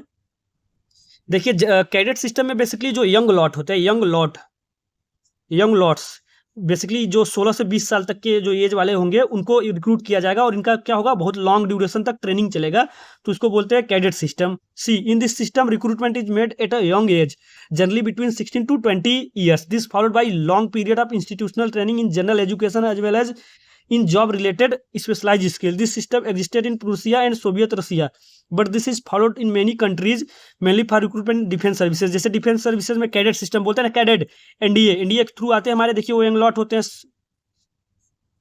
तो इसको बोलते हैं cadet system. Second one is general mental ability system. In this system, the government recruits the candidate with broad educational attainment and mental ability. It lay emphasis on recruiting youth after their graduation in liberal arts on the basis of science. The usual age limit 21 से 26 year. General mental ability system test में देखिए आपका जो भी आता है, जो भी ग्रेजुएशन पोस्ट के बाद टेस्ट लिए जाते हैं, वो हमारा हुआ general mental ability test. Then आता है एक्सपर्टाइज सिस्टम। एक्सपर्टाइज सिस्टम में क्या होता है, देखिए under this system the government recruits person with specific qualifications, experience and technical knowledge suited to various jobs, and the age range of recruitment is quite long, usually between 18 to 45. This system is not based on the idea of career civil services. There is a mobility between government and non-governmental services. This is the prevalent in USA and Canada. Last one is lateral entry services. Lateral entry services मतलब कि कुछ भी same post के, मतलब कुछ भी universities या कहीं के जो स्पेसिफिक और बहुत ही फेमस पॉपुलर लोग होगा उनको उठा के किसी पोस्ट पे बैठा दे, इसको बोलते हैं लेटरल। सी अगर एजुकेशनल टर्मिनोलॉजी में देखो तो इन this system a certain percentage of recruitment to the senior civil services post is made from among outsider not belonging to the same services. This is done through a competitive selection and without affecting the promotional chances of the insider. Thus, this system has the same objective as that the expertise system. Moreover, this may be followed by the countries having general mental ability system of recruitment. सी देखिए हमारा जो marathon session basically इसको मैं लाया था, सोचा था chapter 7 पूरा कंप्लीट कर लेंगे, बट देखिए वीडियो बहुत ही लॉन्ग हो रहा है, तो अभी हम यहाँ तक रखते हैं। बाकी ट्रेनिंग और इसके बाद के जो कंटेंट है उसको हम नेक्स्ट मैराथन सेशन में लाएंगे। तो अभी के लिए आप लोगों से रिक्वेस्ट है कि आप लोग वीडियो देखें एक बार 2 बार, और जो भी पॉइंट आपको लगे इंपॉर्टेंट है उसको नोट कर लीजिएगा। स्पेशली मैंने जो पॉइंट्स मुझे लगा है मैंने वो तो हाईलाइट कर ही दिया था, बाकी आप लोग को भी बुक्स भी पढ़िए, लेक्चर भी देखिए, जो भी लगे पॉइंट उसको राइट डाउन कर लीजिएगा। सो अभी के लिए थैंक यू।